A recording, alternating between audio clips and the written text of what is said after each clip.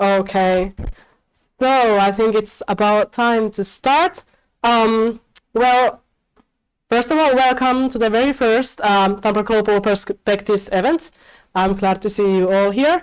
Today, I'm Emma Lahtinen and I will be your MC of this event. Before we will have an official speech from Marko Salonen, our Vice Dean, I will quickly summarize what this event is all about.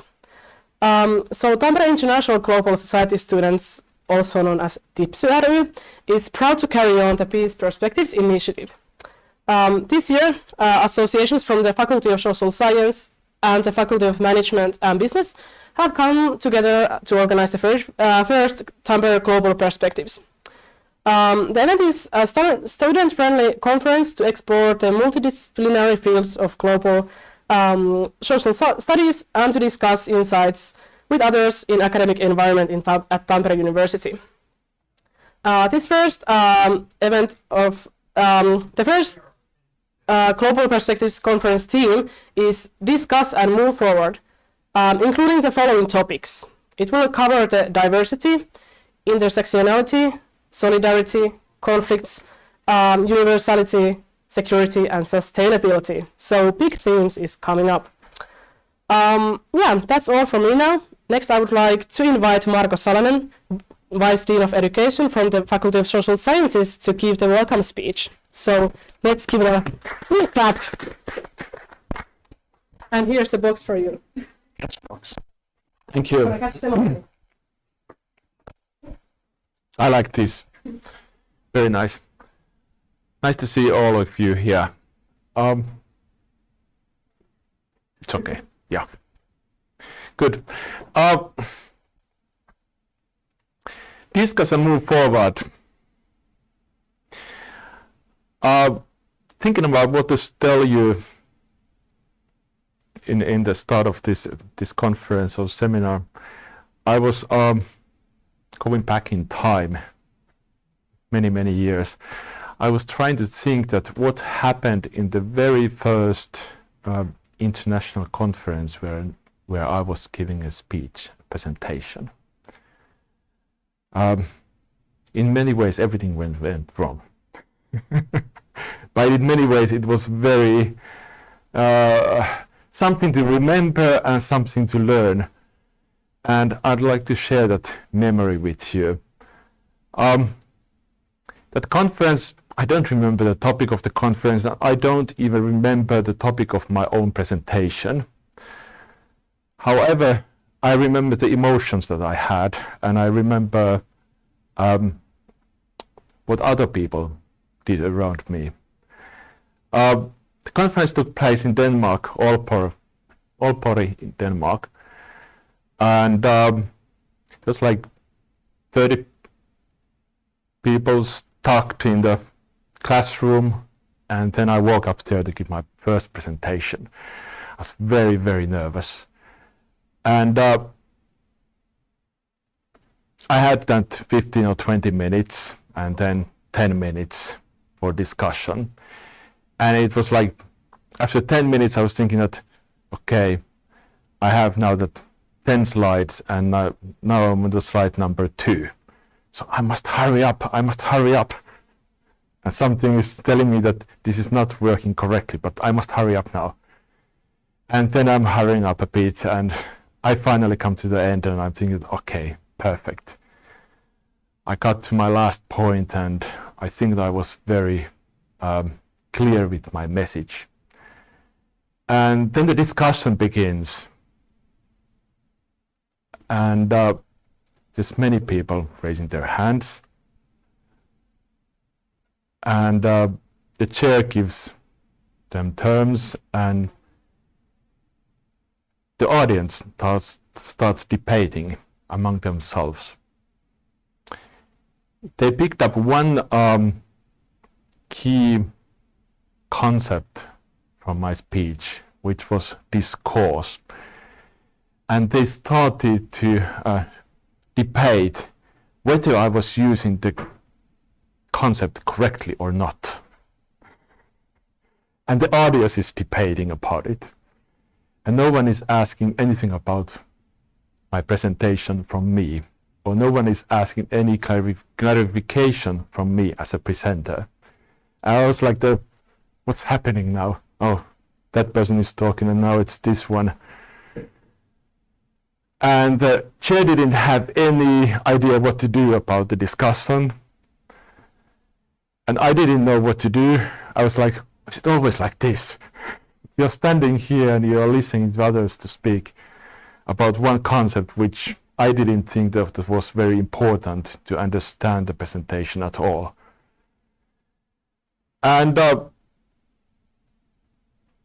10 minutes passed and the chair watches at her watch and says, okay, this is over, the next presenter. And then I walk outside, I was like, okay, I didn't understand what happened. I felt very, very disappointed because no one was really talking about my presentation and no one seemed to understand what I was trying to say. However, afterwards, there was one professor whom I didn't know before, and she came to me and said that, don't mind that. You know, these people have been arguing about that concept for decades already. They are still doing it. They are past. Forget about them. I was like, okay, thank you. And then she says to me that, just go on and try it next time, and you will get the audience eventually.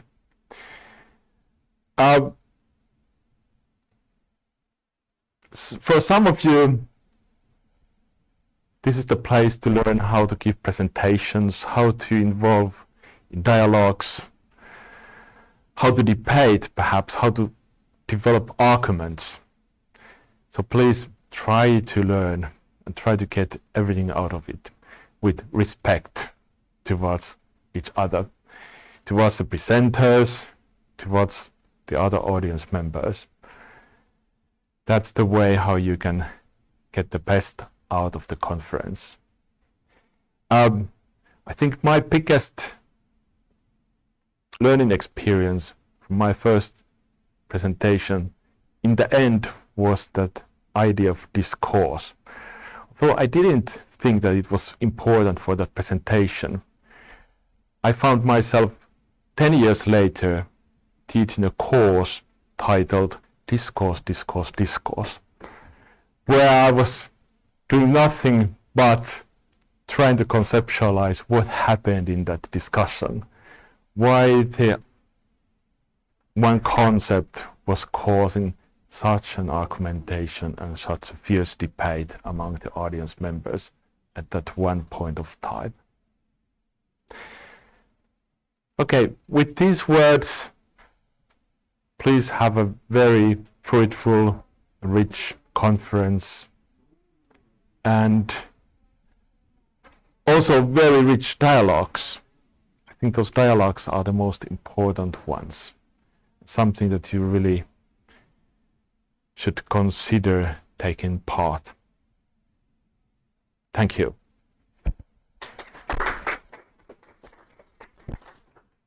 Please catch in the box. Thank you.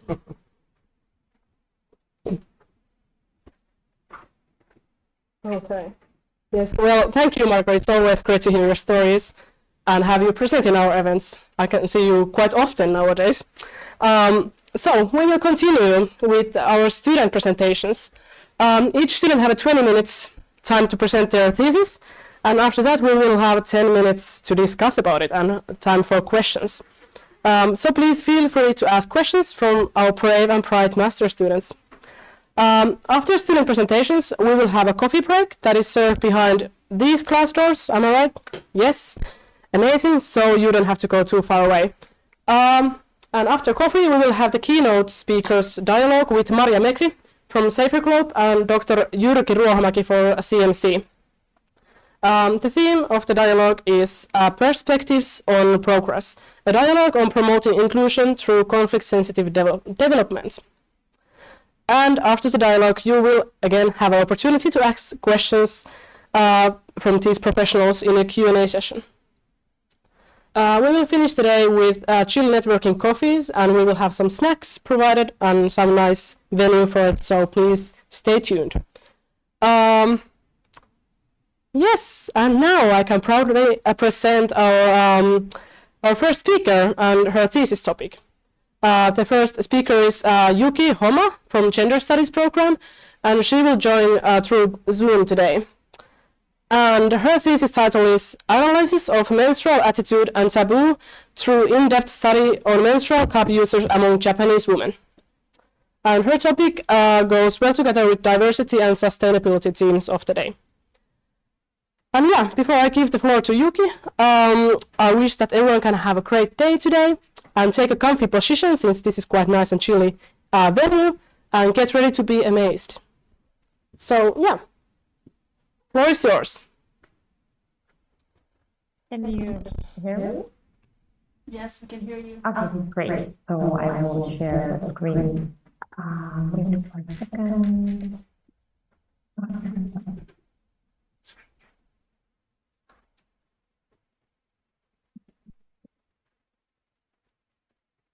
Yes, I think you can see everything clearly.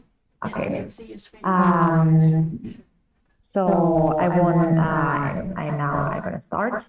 So my topic, as already introduced, my topic is about menstrual cup and attitude among Japanese women.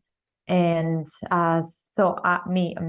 my name is Yuki Homma from Gender Studies, and this is my I would say third year of my gender studies. So I started my master's 2021, and then this is third year, but I'm gonna graduate. I'm aiming to graduate this December.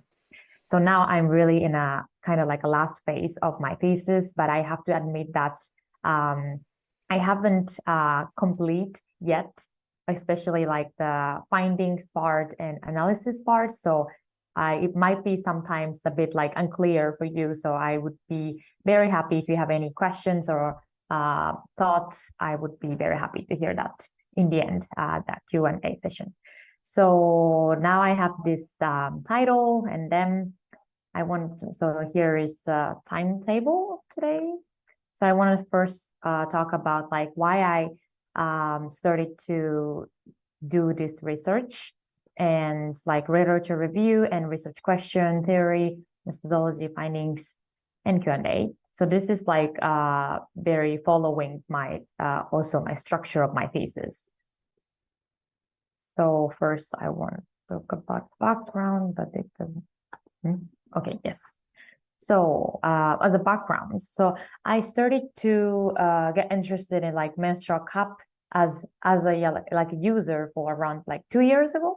And then I started to use menstrual cup, and then I felt like a lot of things changed around me. Like, for example, it helps my life much easier because I don't need to like worried about like leaking, or like I don't need to change my pad quite often. I don't need to wear even pad if I wear menstrual cup. So I felt like a lot of changed because of the menstrual cup. And then but I also felt that after I came to Finland, I felt that like in Finland, people more openly talk about like menstruation in general, and also menstrual cup is more like accessible. But in Japan, it's not like that. And then we don't normally talk about by period in a public setting, and also we don't like use menstrual cup. Not many people use menstrual cup in the first place. So I thought like, what's the difference between like these two countries, and not only like what's like reason behind that Japanese women kind of like hesitates to use this kind of like alternative menstrual products. So that's how I started to get interested in this topic. And also in Japan, like for example, if you buy sanitary pads, they will put in a black bag, not to seen from others.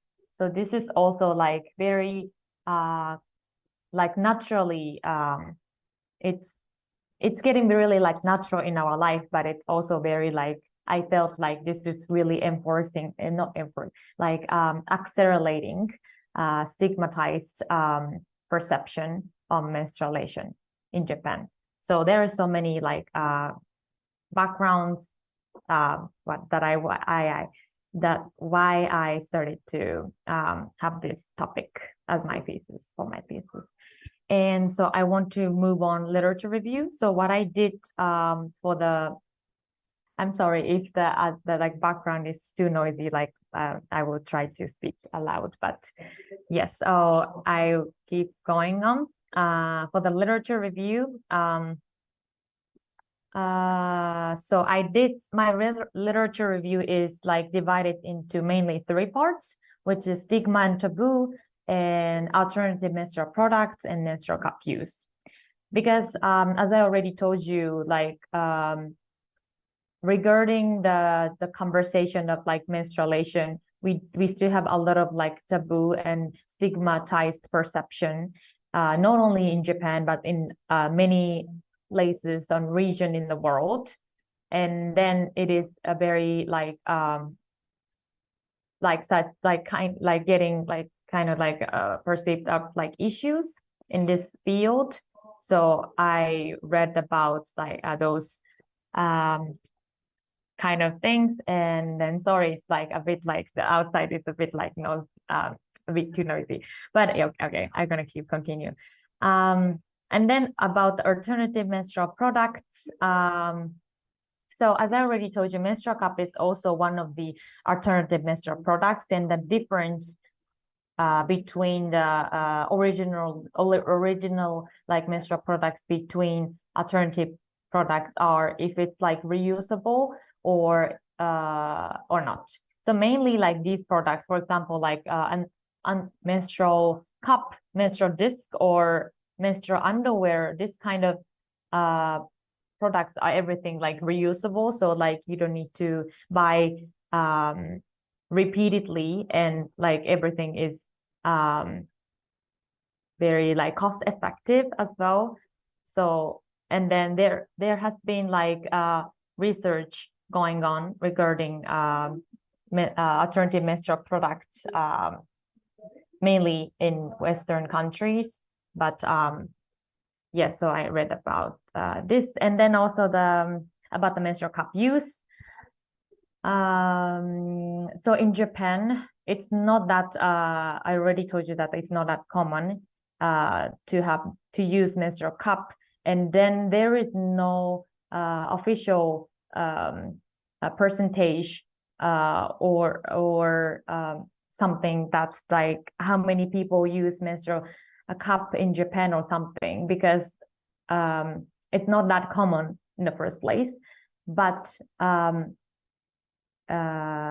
yes, but so it's not that common, as I already told you. But some research, this is not like official or something, but some research from menstrual cup, like menstrual products companies, told that around, like only 2% of Japanese women use menstrual cup.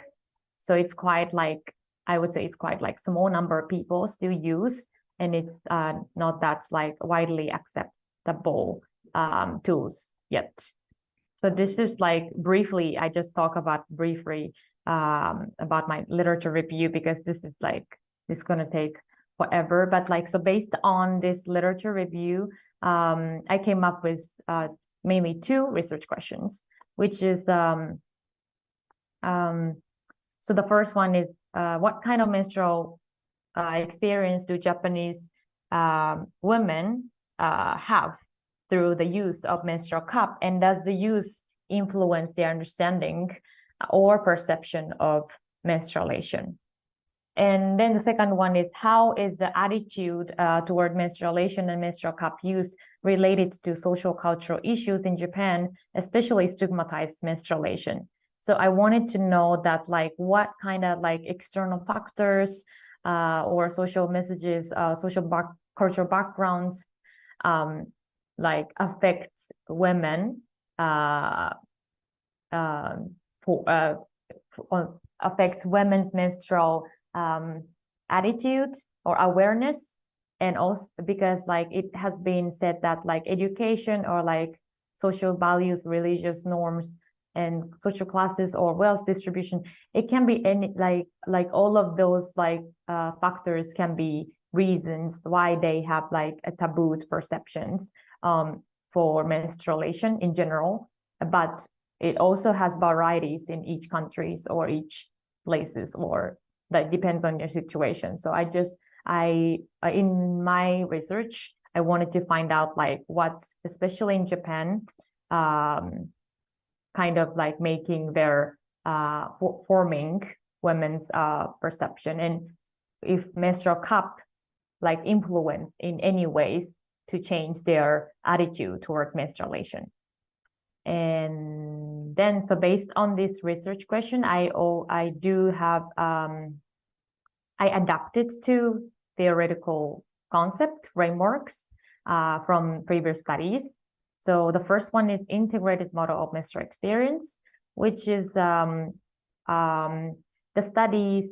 This is from the study of systematic review of menstrual experience from like 6,000 participants and from 35 countries. So it's quite like grasped wide range of menstrual experience. And then it said that like the menstrual experience included multiple themes, which is menstrual practice, perception of practice and environments, confidence, shame and distress, and contaminate or breathing and odor. And then so in my research also, I try to look at like if also these experiences applies to Japanese women's menstrual experience or not. And then the research told that found that social cultural context, including like menstrual stigma or gender norms, kind of things influenced experienced by limiting knowledge about menstruation or like limiting their social support. And also it shapes like internalized and externally enforced their women's behavioral first expectations. So this is really so these like social messages. So this research also talks about like these social messages, a lot of factors influenced women, and then kind of like enforcing women how to behave when they are in period, or like this is kind of like making a stereotypes. So this is more like negative, or explaining that's like how menstruation is considered as negative phenomenon. And then the second concept is objectification theory. So this theory is from social psychology, and this theory has been employed to investigate women's attitude and perception toward menstruation. And then the theory explains like how women internalize cultural messages about their bodies, and like how women try to comply with obtaining reverse and avoid negative consequences by like internalizing those like cultural messages. So so again, this is also like explaining that how women like see their bodies through third person's eyes, like through like outside perspective. So they see themselves that like because outside perspective said that like menstruation is something that you should not talk about in public, and then they internalize those messages, so that they also kind of like think that menstruation is something should be hidden.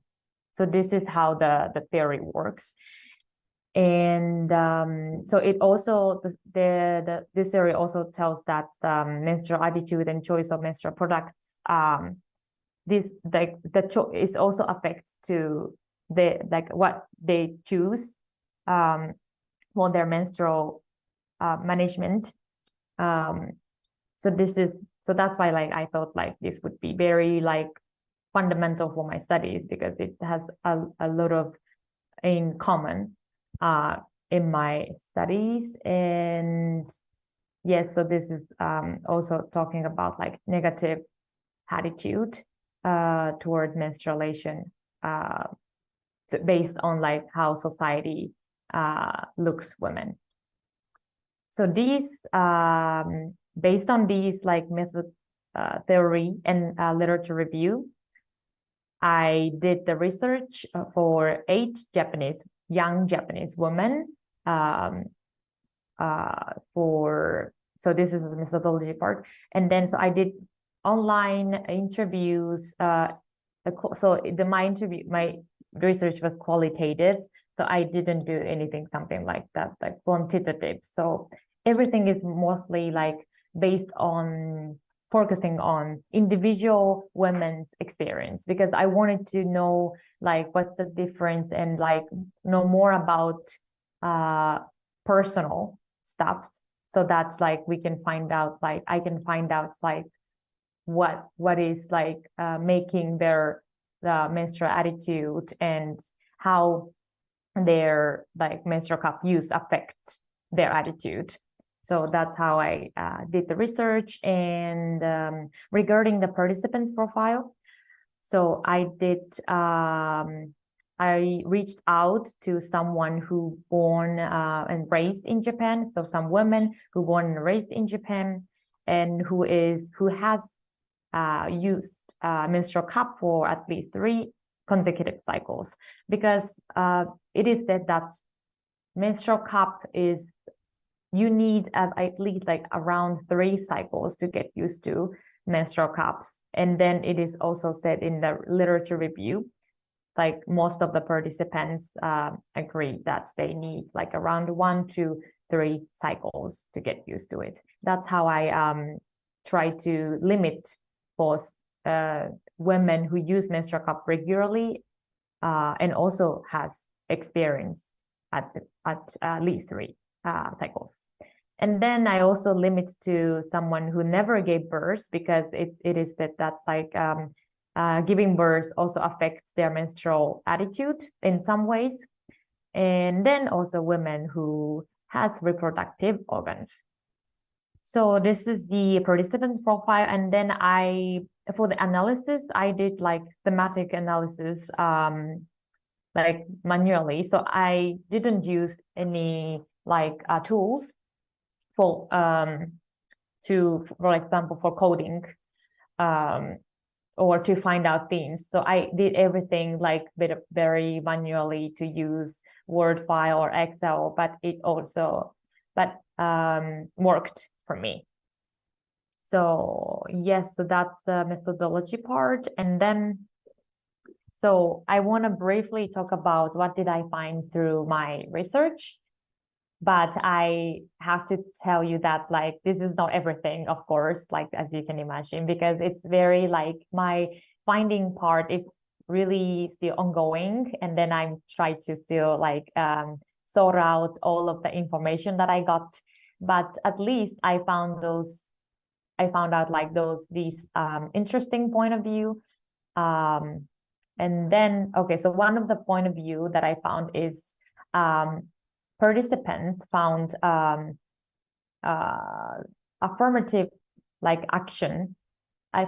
Participants find out that to use menstrual cup for her is kind of like one of the affirmative action, because she said that's like she's kind of like willingly like choosing like products, like alternative products related to women's like sexuality and bodies by her own will.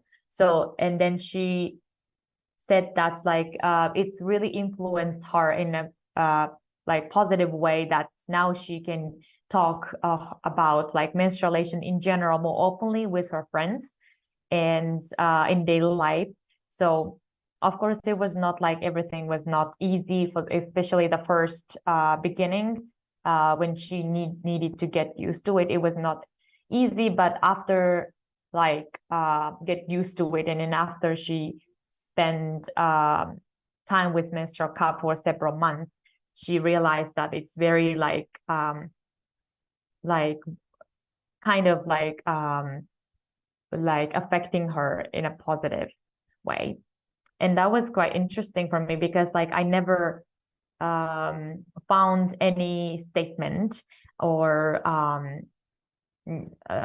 find discoveries that's from the literature review or like previous research about this kind of like affirmative meaning. So it was one of the very interesting point of view that I got from interviews. And then, but on the other hand, also it was found that we still have like many problems of leaking when you use menstrual cup, because it is true that many participants experience leaking even though like they already get used to it. So they still like leak some drops of like blood, for example, even though they've been using like a year. Or not everyone leaks, but like some of them still leaks. And they also mentioned that although we leak, although they leak sometimes, but a lot of menstrual like products company like menstrual cup advertisement promote that like menstrual, if you wear menstrual cup you never leak or something like that. So they feel that it's a bit like contradicting, because this is not true in some ways that people leak. I mean, it's less than like much less than using pad, of course, but it still leaks. So this was also a very interesting point of view, that leak or this kind of like leakage and like a certain uncertainty may like kind of hinder women's motivation to continue using menstrual cup, because participants, for example, friends stopped using menstrual cup because of like leaking and because of hardness to get used to the menstrual cup. So this is also true that like some women who wants to try menstrual cup, but like they gave up to use because it was hard for them to get.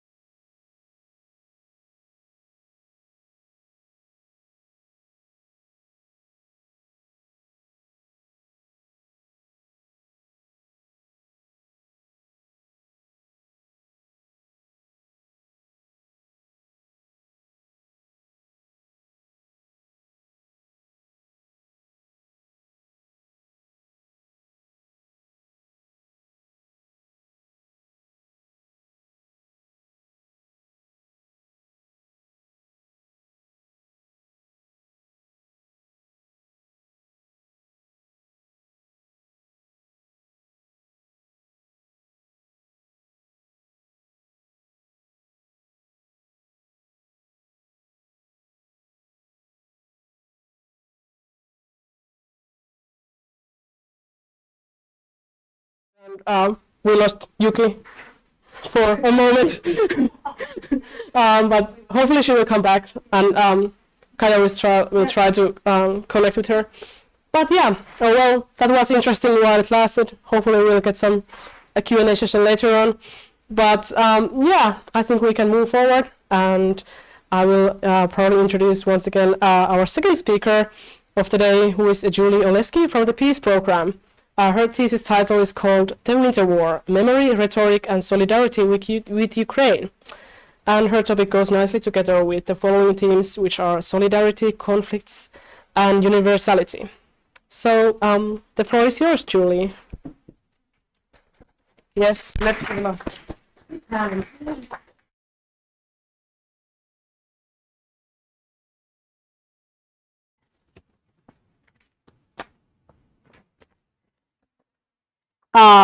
Yeah, I should say that that's not the title of my thesis. My thesis doesn't have a title yet.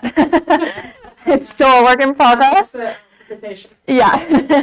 So similar to Yuki, I'm still in the middle of my research and the middle of my writing. But yeah, thank you so much for the opportunity to present on it anyway today. So should I change the slides myself or Just that? Okay.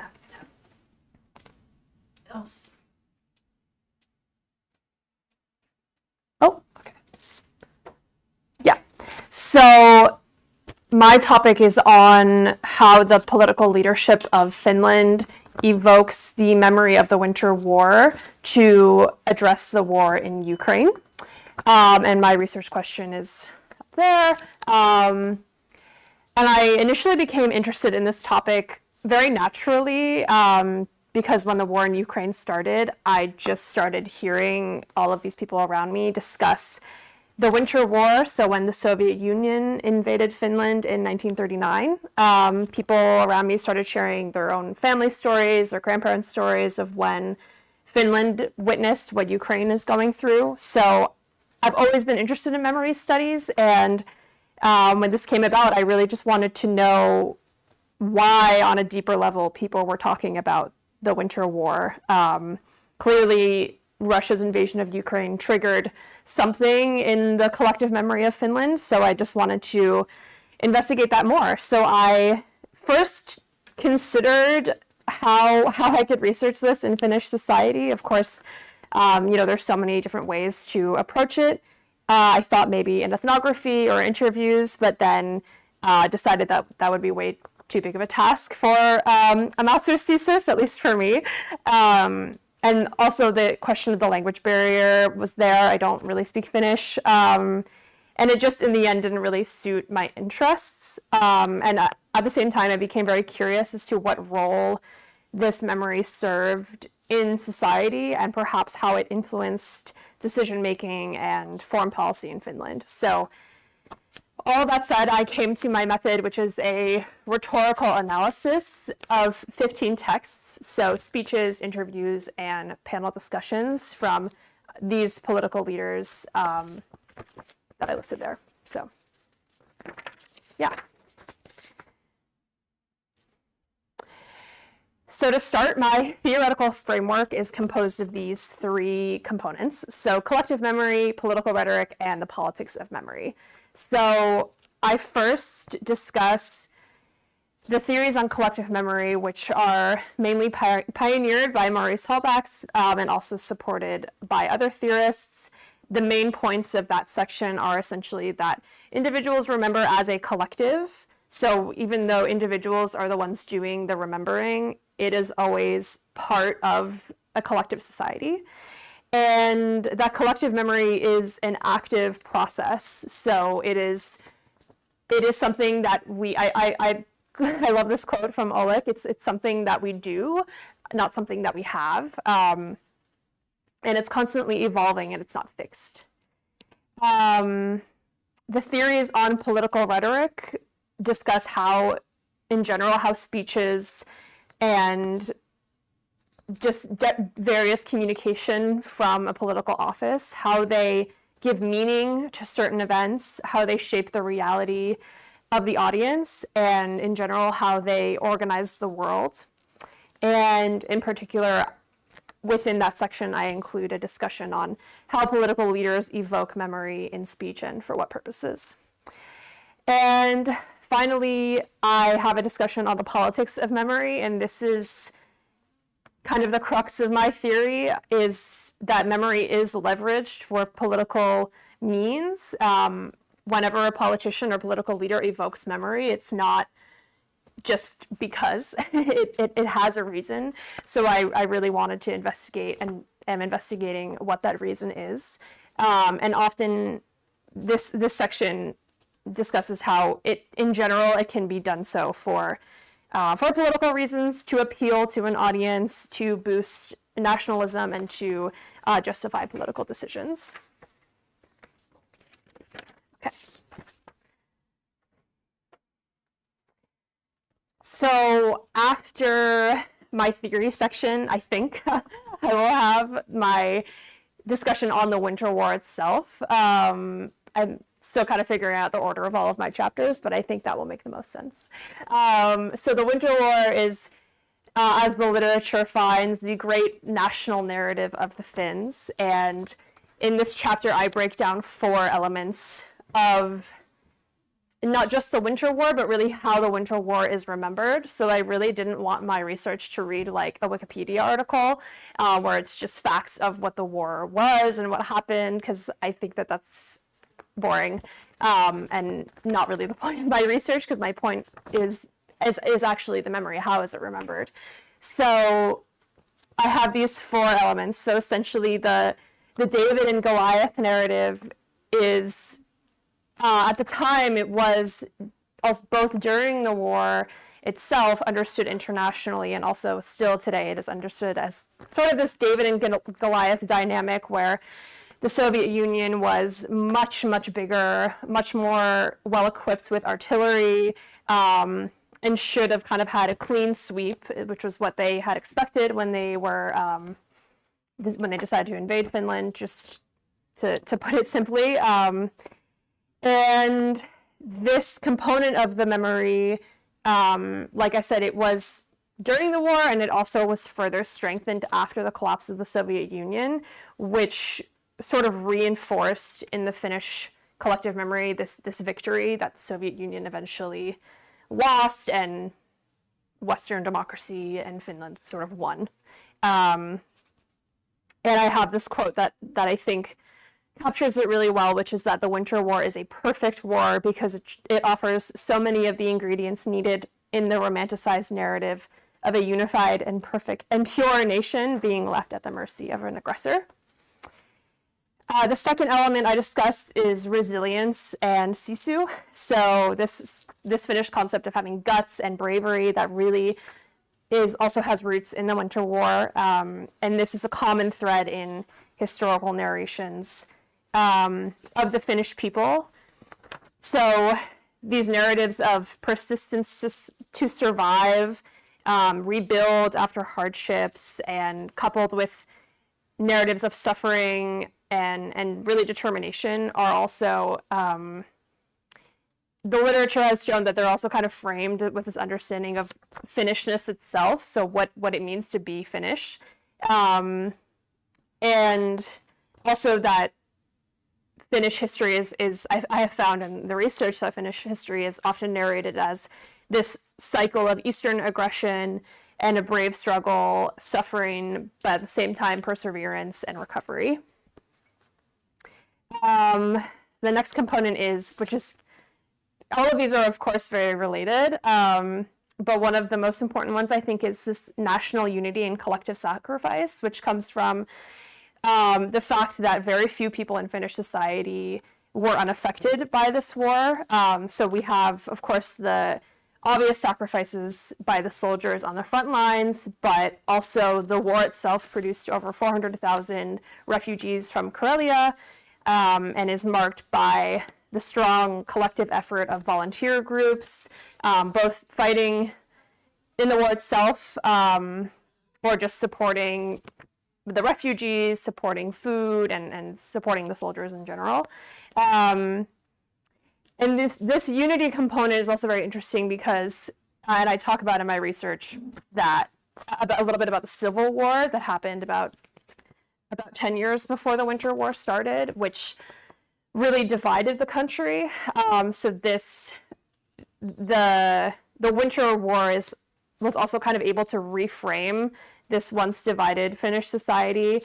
And the memory of the war itself also allowed for these narratives of collective sacrifice and unity to flourish. So there's a lot that went into the interwar period between the Civil War and the Winter War to sort of rebuild Finnish society. And it wasn't the memories of the Civil War, which is a whole other topic, of course, were kind of slowly being addressed, but not so much. And then the Winter War came in and allowed for unity to occur. And then after World War II in general, we see an uptick in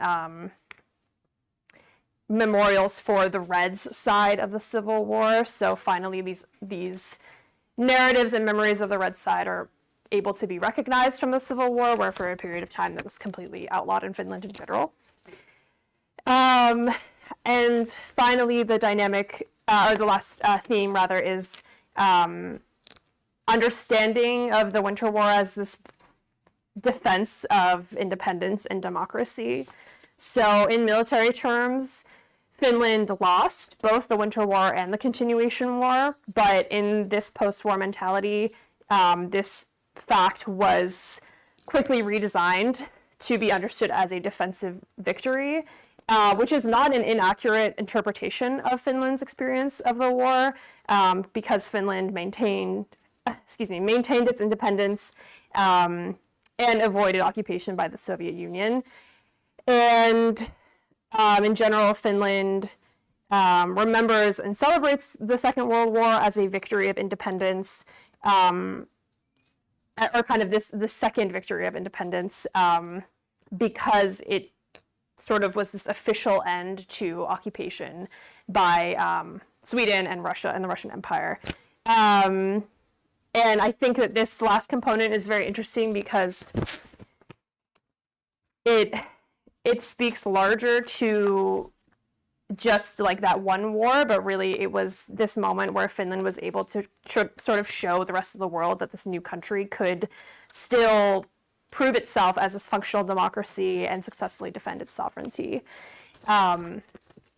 So with all of that said, I have a lot more in my thesis that covers these, conflicting narratives of the memory of the Winter War and also how it has evolved. So read my thesis, because I tried to summarize it, of course, in this short presentation. But the tricky thing with talking about memory is that, of course, you can't talk about it in such general terms. So like I said, individuals remember. So this chapter really does try to touch on what the literature says about how Finland remembers the Winter War and the Second World War in general. And it is not so focused on the actual facts of the war. And I base that on theory from Emily Keathley, who says that it is more important to sort of, like, the facts are not so important when talking about memory and memory studies. It is really about how it is remembered itself. Yeah. So finally, my methodology. So my data collection method, as I mentioned, my rhetorical analysis. So through my readings of rhetorical analysis, there isn't really a specific methodological framework that theory provides, but I have understood these four elements of exigency, audience, universal values, and argument to be sort of a really good way to conduct a rhetorical analysis of speech. So these are the criteria I have for my data collection, and then I examine these four elements. So the exigency is essentially studying the context of the speech. Why is the speech given? For what purposes? The audience is, of course, who is the speaker addressing. The universal values are values that the speaker is evoking to establish an agreement with the audience. So I've often found, for example, in speeches that the political leaders are giving to a European, like the Munich Security Conference, for example, they will often mention values of democracy and independence and the rule of law as a way to sort of establish agreement between the speaker and the audience. And then the argument is just generally, what is the purpose of the speech? And to analyze my data, I am using a method of reflexive thematic analysis. So that involves coding my data, code labeling them, and developing themes from all of this data. So that's where I am right now. So I really won't talk more about that. But that's essentially my presentation. So please, if anyone has any questions, put to them.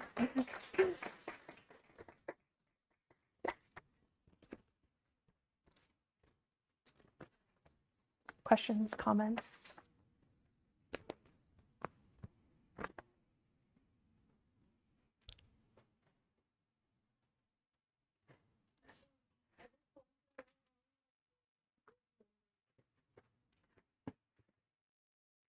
Sorry, could you say that again? Or yeah, when you get the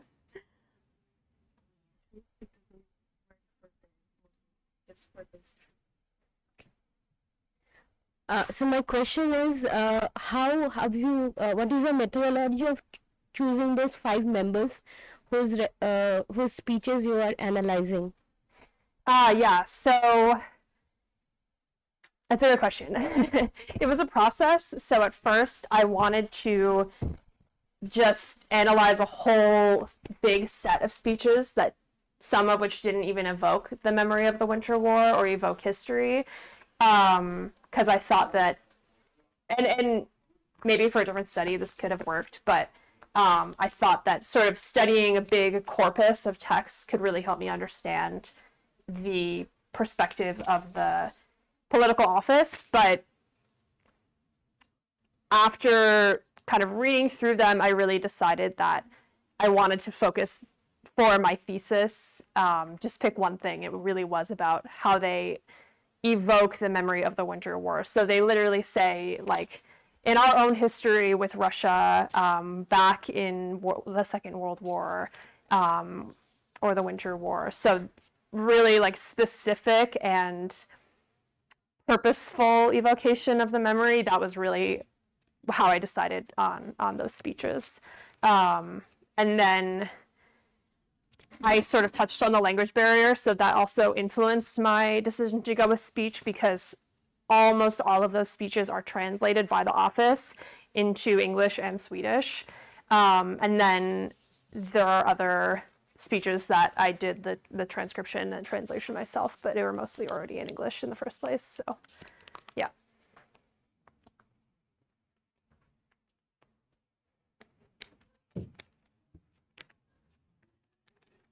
Can we get more questions, or can we just give a big applause to Julie? Oh, you have a question. Oh yeah. The throw. It's for throwing, catching. Hey, thank you very much. Very interesting. Do you have a?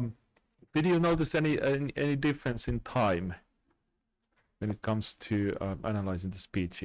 I mean, from the beginning of the war till the time when Finland is already a member of NATO. Yeah, I think I'm still in the analysis part, but I am noticing that sort of including this, there's like the initial invasion of Ukraine and then the progression and escalation of the war in Ukraine. So I think I am including that. I have one speech that Sanna Marin gives in Kiev at a press conference with President Zelensky, and it is right after Russia. It was in March 2023, when right after Russia launched a particularly large attack on Ukraine. So I think that does influence the language that she used, and she pushes for more solidarity with Ukraine and more support. And I find that she also focuses a lot on hope for the future. So I think possibly in that context, I think she brings up the Winter War, if I remember correctly. She brings up the Winter War to kind of say that, you know, Finland rebuilt itself after our war with the Soviet Union or with the Russians. So we will help you do the same, and also like Finland could kind of be a model for how you rebuild after the war. And they oftentimes, the other political leaders bring in mentions of the Finnish welfare state and the success of that and everything. So yeah, there is definitely an increase in this hope for the future dynamic or message rather that's being spread as it progresses. Yeah, hope that answers your question. Yeah.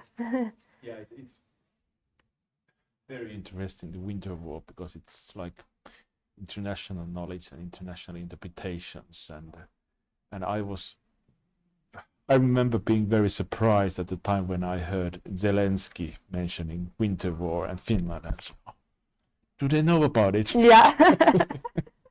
And of course, I mean, it's common knowledge, Yeah. and you use it for a certain purpose, and when you are talking to a certain audience. Exactly. Yeah. Thanks. Yeah. Thank you. Great. And now we can Yes. again do that.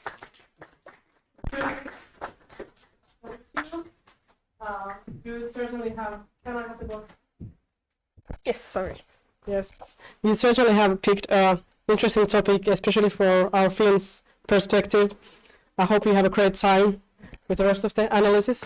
And actually now we will quickly go back to Yuki. She's back in the game, and we will get the rest of the presentation because we have a little extra time here, and also we can have the Q&A session with her. So Yuki, can you hear us?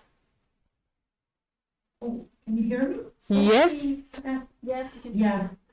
That a few minutes ago it was super. The internet was like horrible, and now I'm like get back to the yes. I'm gonna I think I haven't finished the last part especially, so I quickly go finish and then I can just move on to the Q&A session. So it's almost the end. It was almost the end though. Okay, wait for a second. Can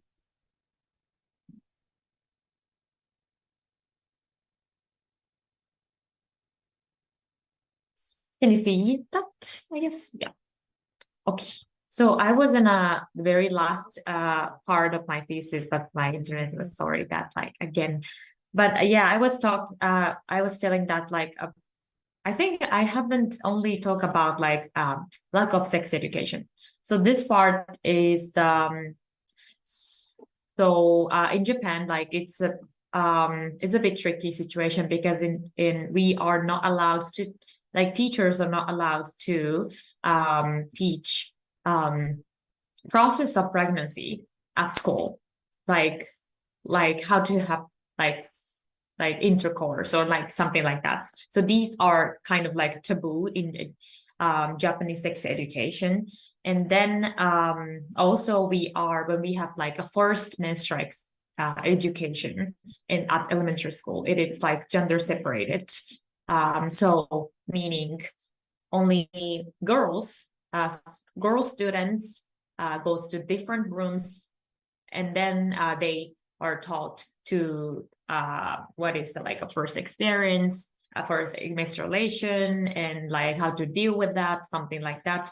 So while they're like having those education, the male students don't need to like learn this.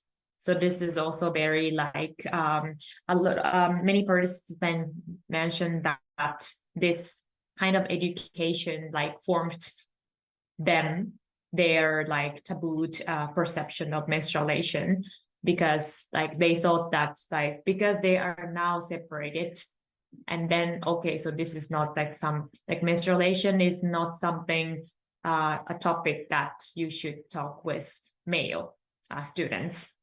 So they said that it's very like I think this education is such like a problem in Japan.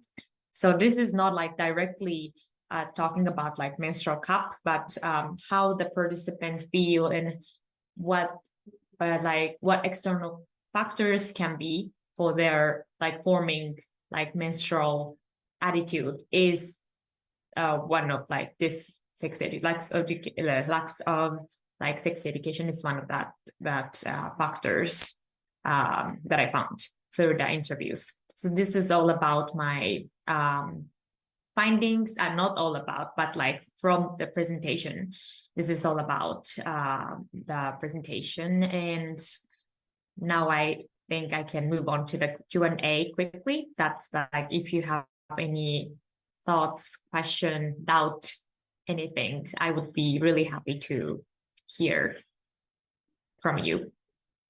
Thank you.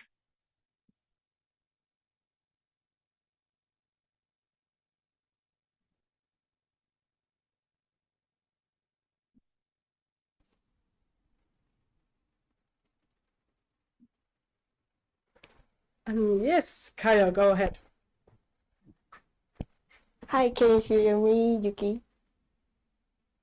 Hello, can you hear me? Yes. Okay, about methodology. Well, I don't use interview for my thesis, but for new students who are thinking to use interview for Sorry, can thesis. you speak a little bit? Are you speaking to me or someone? I'm speaking to you. Can you hear me? Because I couldn't hear clearly. Oh, okay. Well, my mic is there. Okay. Hi. Can you hear me?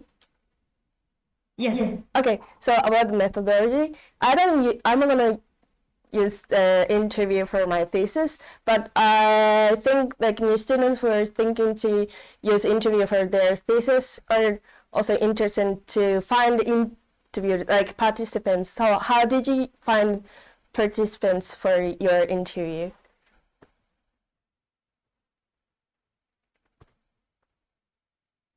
Sorry, can you again? I said that I couldn't because of the internet was super horrible. Like at some point.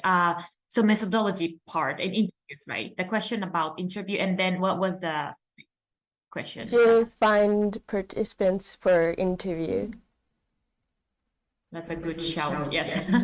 So I also had struggle to find the participants, but I did like snow sampling methodology to reach out to the interviewees, and then but it was I already like a new one or two people, like women who use menstrual cup in Japan, like the Japanese women. And then from them, I tried to ask like if they know anyone who use menstrual cup, or sometimes I even like did like open calls through my friend who is also doing like research in gender studies. She was Japanese, and then she kind of helped me to advertise my like calls for participants. Like I made some like small like document about like what kind of like participants I'm looking for, what I can like what I might like researching or something like that. So I think it also works to make some like open call, for example, like Facebook. It can work as well, but depends on how like we also have to kind of like think about like privacy. So yes, depends on the like topic, but what I did is like from friends very manually. Thank you.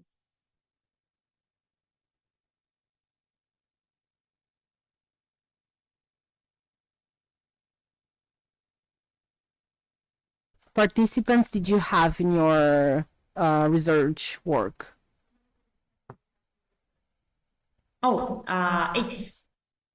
Eight young women. Okay, who is 20 something.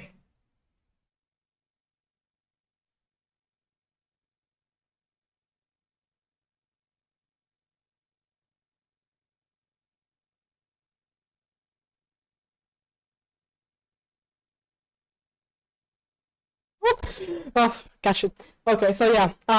Thank you, Yuki. I hope you have a great rest of today, and thank you for the questions from the audience. And keep the clap.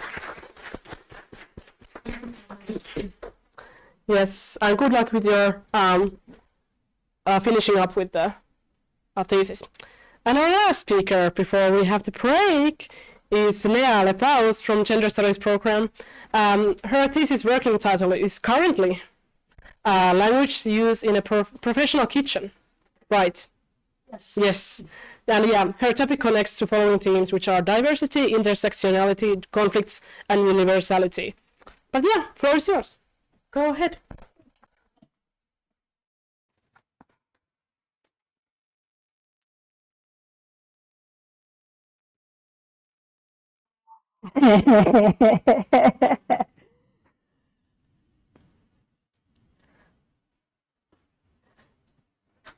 you need to be logged in with a Tuni email because of that settings on it. If needed, I can take my own laptop as well. It's gonna be complicated, but give me the connecting.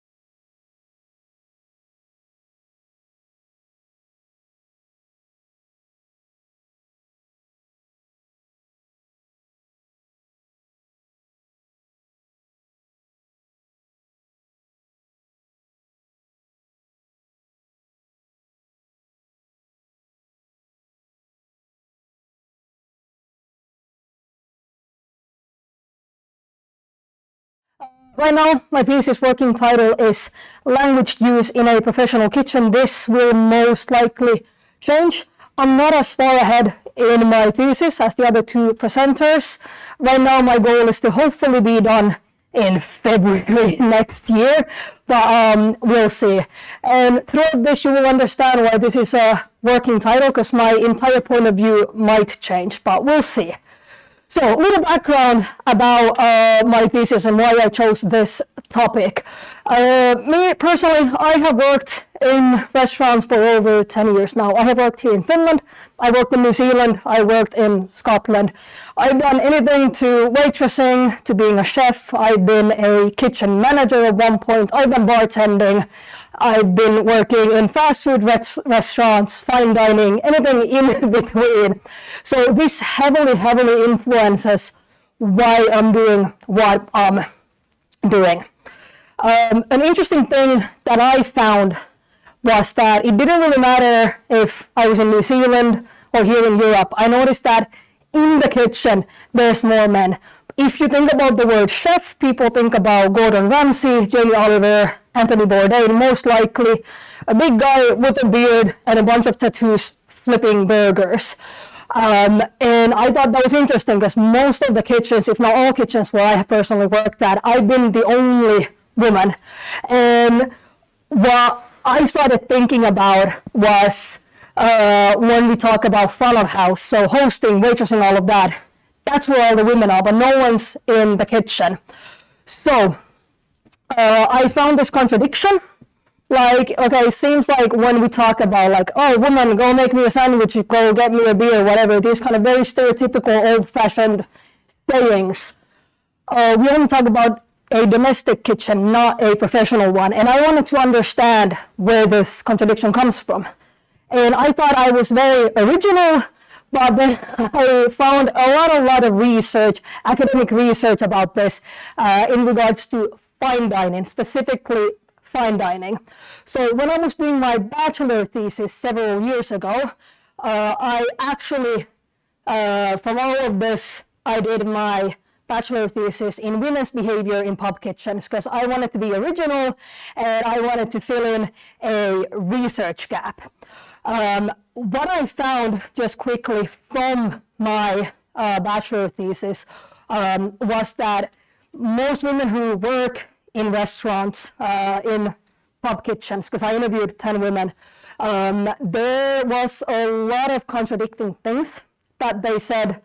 They said things like, oh yeah, like a kitchen, it's not really a place for a woman because you gotta be tall and strong, like men are naturally so much taller and stronger than women are, so you really need to like show that you have what it takes to work in a kitchen. But I didn't really understand why there aren't more women working in kitchens. And they were like basically, you know, digging this hole when they were explaining these things to me. And I found implicit bias. My last question for every single one of my interviewees was, who's an ideal co-worker for you? And every single one of them started it off with a guy who No one said a woman, no one said a person or somebody who. They were all saying all these things about why aren't there more women in the kitchen, but everything they said when I was going through all the transcripts pointed out that they actually wanted to work with men, but they didn't really realize it during the interview. So this is where I started a year ago when I started thinking about my master's thesis. So what I wanted to do, I wanted to continue this work, but with a gender studies perspective, because I'm doing gender studies. And once again, I didn't want to do something that has been done previously. Instead, I wanted to, once again, somehow fill in a research gap, which I found in language use. A lot of the research that has been done, they talk about language kind of as a side note. Men say this, women say this, and so on and so on. But it hasn't really been the focus on any research that I have found myself. So that's why I wanted to do that. And I wanted to see if there's something with gender studies there. Is there a difference how people communicate in the kitchen? Is there a difference how women talk with each other versus how they talk with men, etc., etc.? So, what's it like to work in a kitchen? Just a quick recap in case no one's done it before. It is long hours. My longest shift is, I think, 16 hours in a row without any breaks. It is very, very physically demanding. You're on your feet the whole day.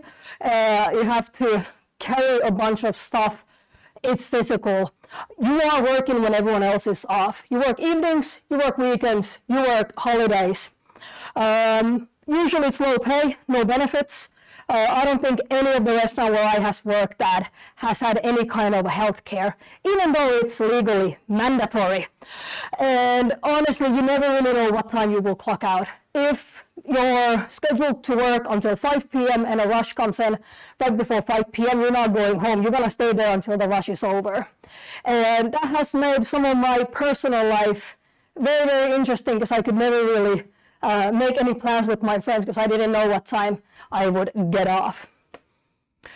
So that current literature in a nutshell, just to kind of recap real quick my literature review.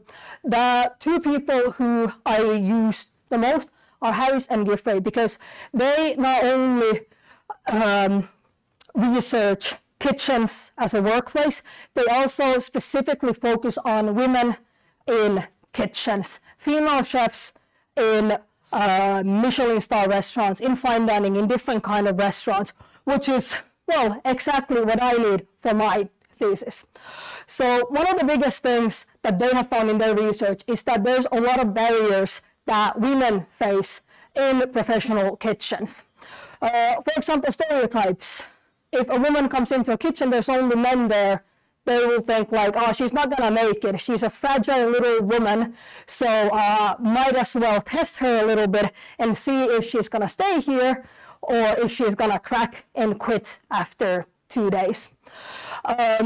There is a specific kitchen culture that the women have to think about. Do they want to conform to it or not conform to it? This means, for example, talking about sexual things in the kitchen. It might need some kind of practical pranks that might go a little bit too overboard, and so on and so on.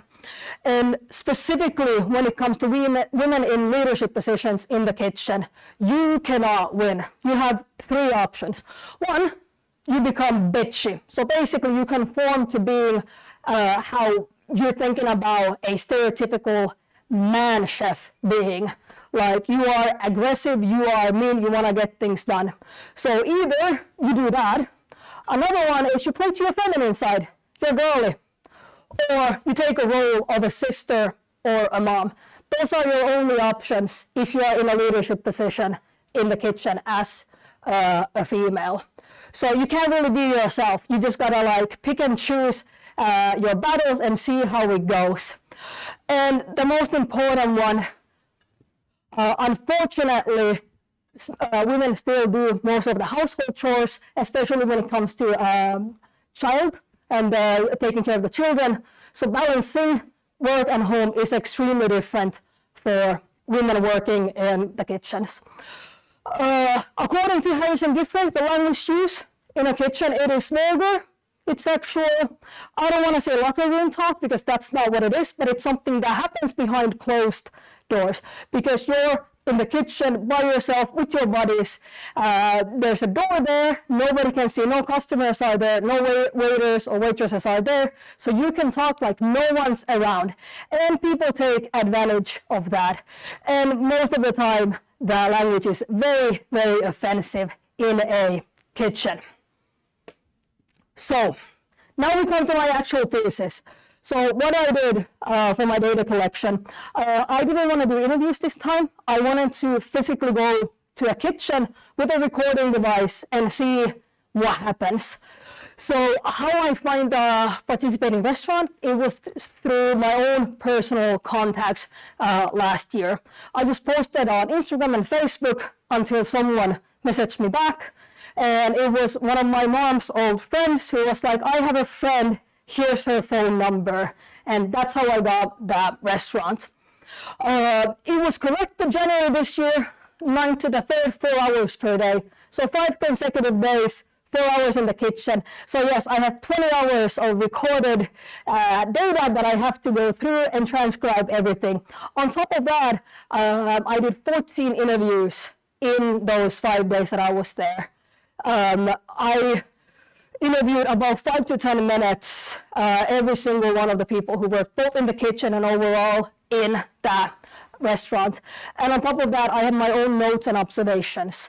So that's why it's taken me quite a while to go through my thesis, because I was stupid enough to collect this much data because I wanted to be on the safe side.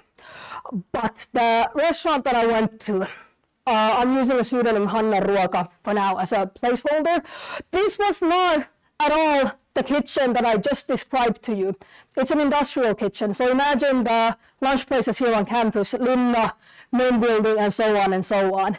It's a buffet style kitchen. There's no table service. You don't have to worry about people coming in right before closing and ordering food. No, you just put food out there, and once it's gone, you put more food in there. And so it's from, so it's owned by an IT company. Once again, a pseudonym. I'm not telling what the actual branch is, but most of the customers are from that company who comes there. It seats 330 people, and daily there's between 700 and 1,000 customers. So very different from your stereotypical like evening restaurant, so to say. It's open 6:30 till 3 o'clock on weekdays. So you have evenings and weekends off, unlike other restaurants. All of the chefs work the same shift. They come in at 6 a.m. and they leave between 2 and 3 o'clock. So you actually know what time you're getting off, because you're not as dependent on customers as you would in like a stereotypical restaurant, so to say. Real quick.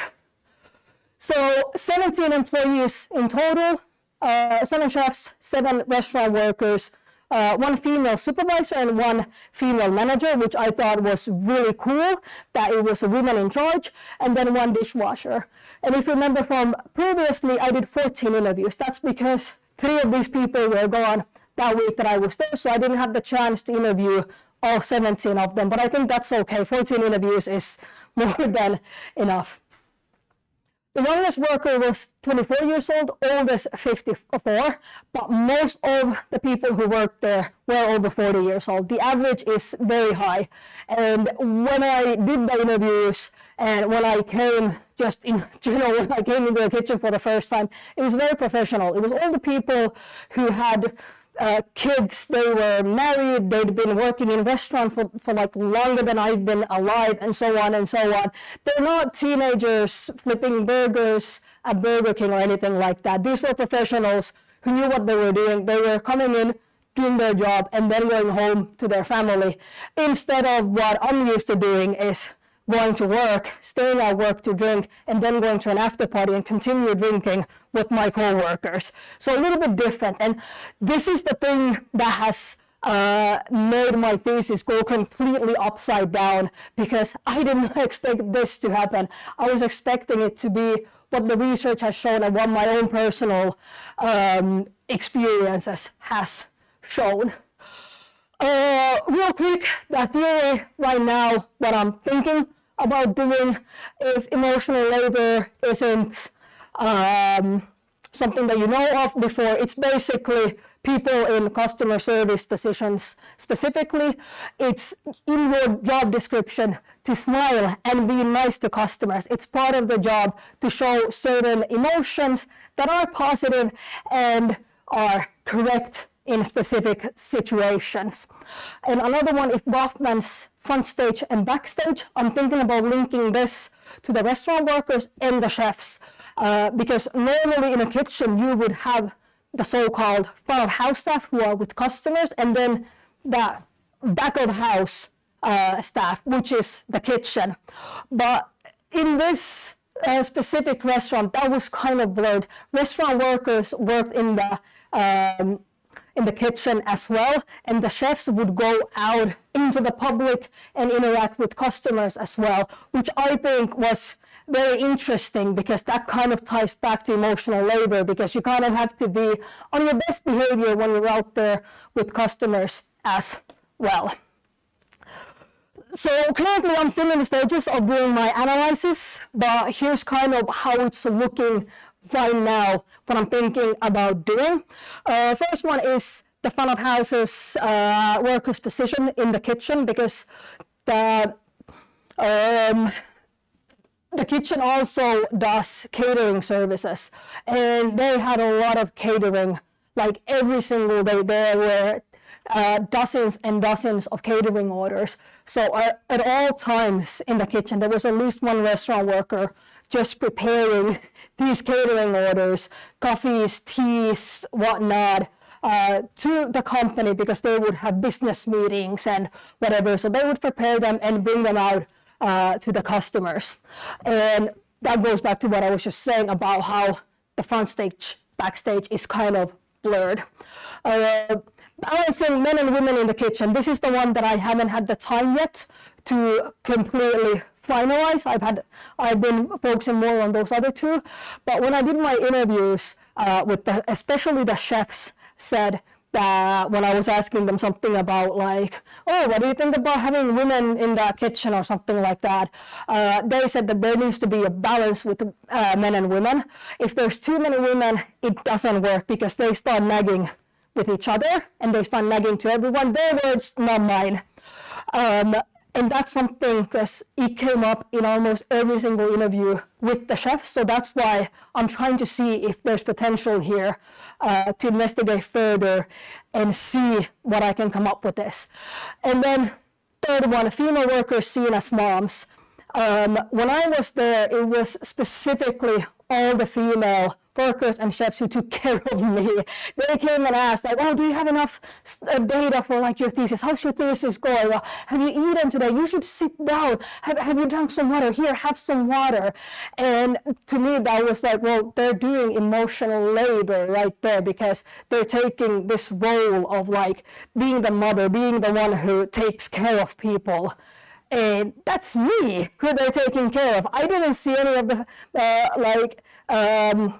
men doing this. Nobody cared about me from like the men's side.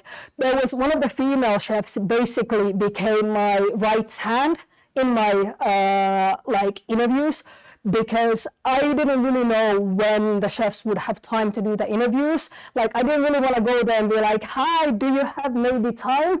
No, like she would tell the chefs like, hey, once you're done with that, go and talk to Mea. Or she would come up to me and be like, hey, see that chef over there? He's not doing anything important, go and talk to him. And I didn't see any of the other people doing this, helping me get the participants, get the interviews done. None of the men took the initiative to come and talk to me. It was the women who did that.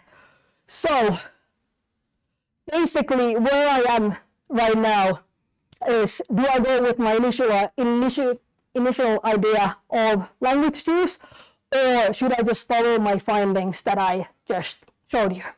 So that's where I'm at. Thank you for listening.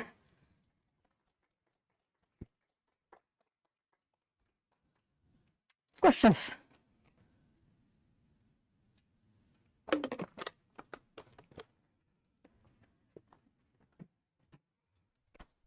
Yes, thank you so much for this presentation.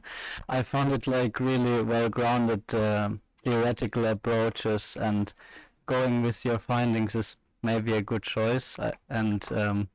I thought like about one interesting thing is maybe to think about in open kitchen or street food, like how much is there like still a backstage, or how much is it actually very blurry concept, and how much do people perform, and this maybe this toxic background is like lost.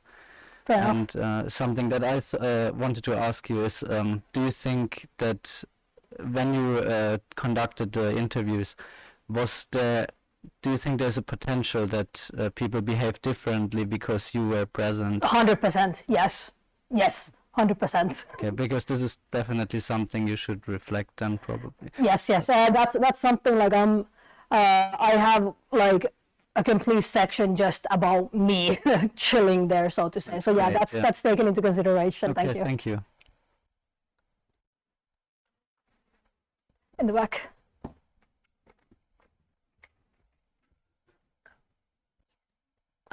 So I just want to know I didn't get what is your research objective? What are you trying to find out exactly? Like, I get you are trying to figure out the language, but what's the impact of your research going to?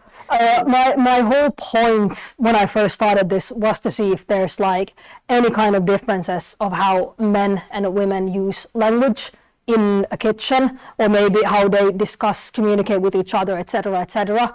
But since, well, it didn't really go as I planned, so right now I'm a little bit lost. But that was my original idea, because I found it wasn't specifically from like a kitchen, but just in general I found like language, workplace, some kind of like research regarding that, and there was quite a lot of data to back up that when it's a mixed gender situation, people behave differently and talk differently and use body language differently. So I had that kind of in the back of my head when I went in to do the participant observation. But when I got there, I realized that that's all out the window, because it's a very professional environment, which I wasn't like expecting. And I've been going through my transcripts and listening to the recordings, but I can't see anything that supports the previous like research regarding that. Does that answer your question? What kind of interview did you do? Like, is it a semi-structure? It was a structured interview. I did the same, I think 7 questions for everyone. And I didn't really have any follow-up questions. I just wanted to like get their opinions on a couple of things and see if they all said the same things or not. Very impressive presentation.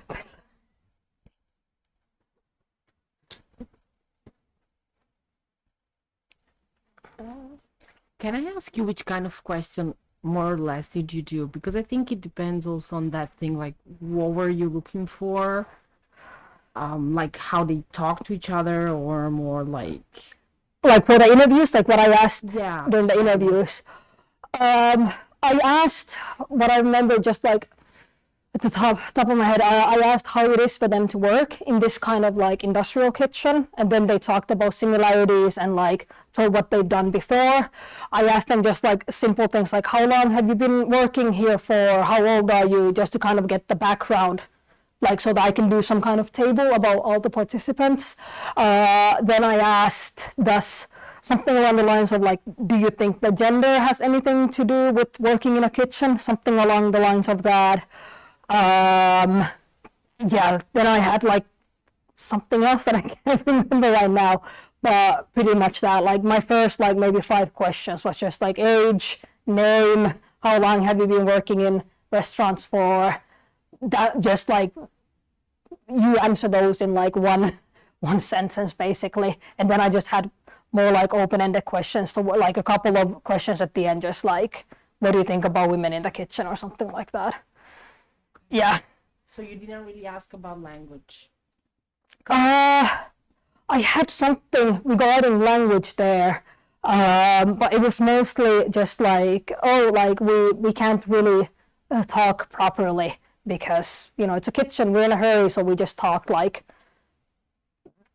the abbreviations and stuff like that, like we talk as short as possible.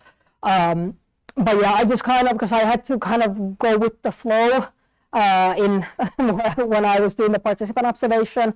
So at the time, I found it more important to ask the other questions that I had.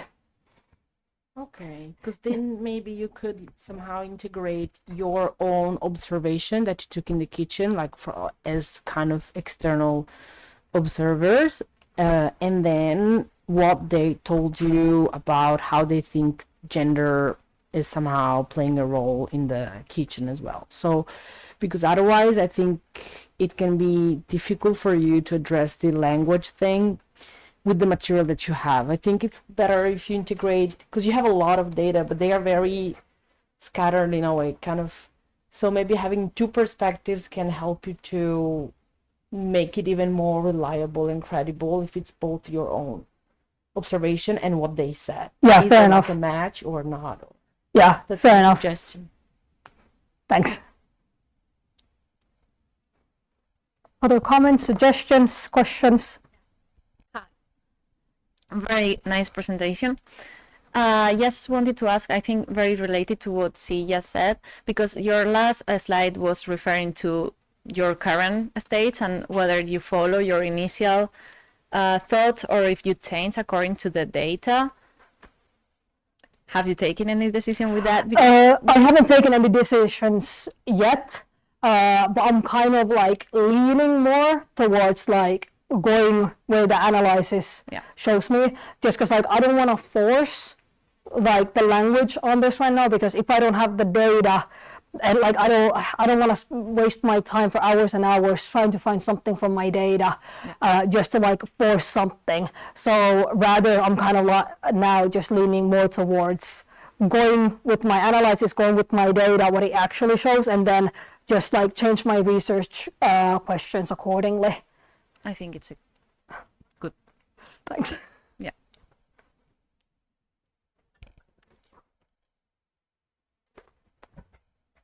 Anything else? I think that's about it. Right, thank you. Thank you, Lea. Let's give it up to us. Okay, so yeah, that was all of the three of the presentations from the student side.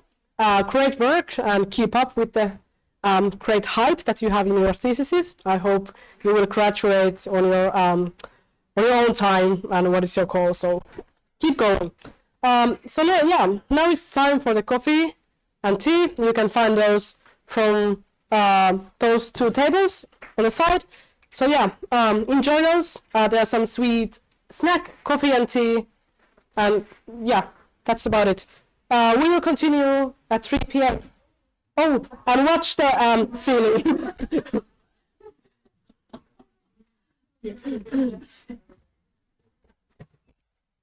Okay. Are you water?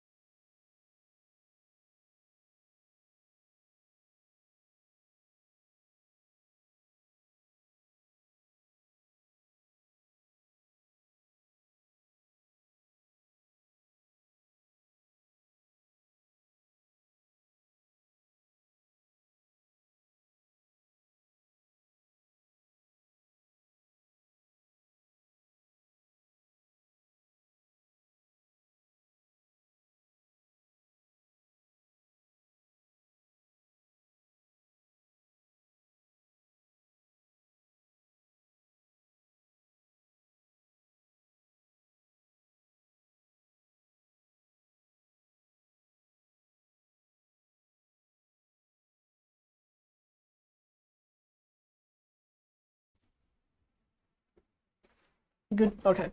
Yes. Well, welcome back. Hopefully everyone had a nice coffee break and enjoyed their muffin.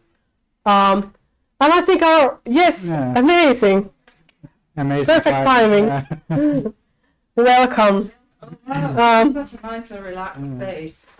Yes. Your apologies. And here's your seats and water for you. Yes. Fantastic. Hello, everyone. I'm sorry I'm a bit late. Yeah, I was just about to say that we are missing our another keynote speaker, but she's here, so we are not missing her anymore. She was, I had are we broadcasting somewhere? Or is this yes, it's, yeah. All right. Well, okay, that's fine, because I'll just tell everyone that I was like a second late for the train. Yeah. I was pressing it. Yes, very happy to be here. Thank you very much. Yes. Okay, so I will go quickly through some practicalities before continuing to the introduction of our guests. So we will begin this part of the event with dialogue and finishing with the Q&A session. So please feel free to ask questions at the end. And today we have here Maria Mekri from SaferGlobe and Dr. Jyrki Ruohomäki from Crisis Management Center, also known as CMC Finland. Yeah. And with the theme of the dialogue is Perspectives on Progress, a dialogue on promoting inclusion through conflict-sensitive development. And would you like to start with introducing yourself and telling us a little bit about yourself and your background and like professional interests and everything like that is important to you? Oh, everything that. I'll start because I have the microphone. So my name is Maria Mekri. I'm the executive director of SaferGlobe. My background has kind of three distinct segments. So the first segment is that I have studied international relations and done research a lot. And so academically, there's a lot of stuff on starting with how human rights could be promoted in fragile states or non-existent state structures going and from there to plural legalistic structures. And then I jumped from human rights to peace because I decided that peace is more fundamental to human. I also did a self-critical assessment of where could I be most useful to the globe, and I decided peace was it.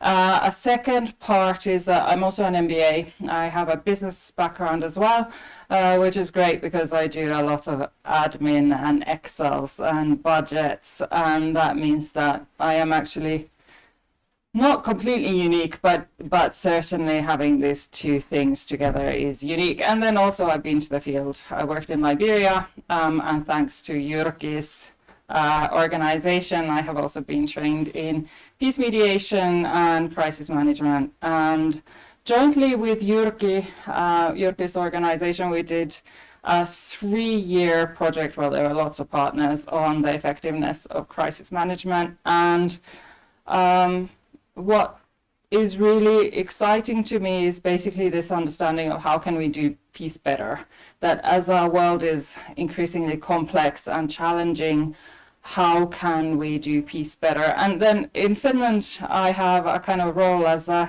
we are an independent think tank. So often I am able to ask questions and raise topics that others may not be quite so keen on raising. So I am invited places so that I sit somewhere in the back row and I go, yes, and what about this and what about that?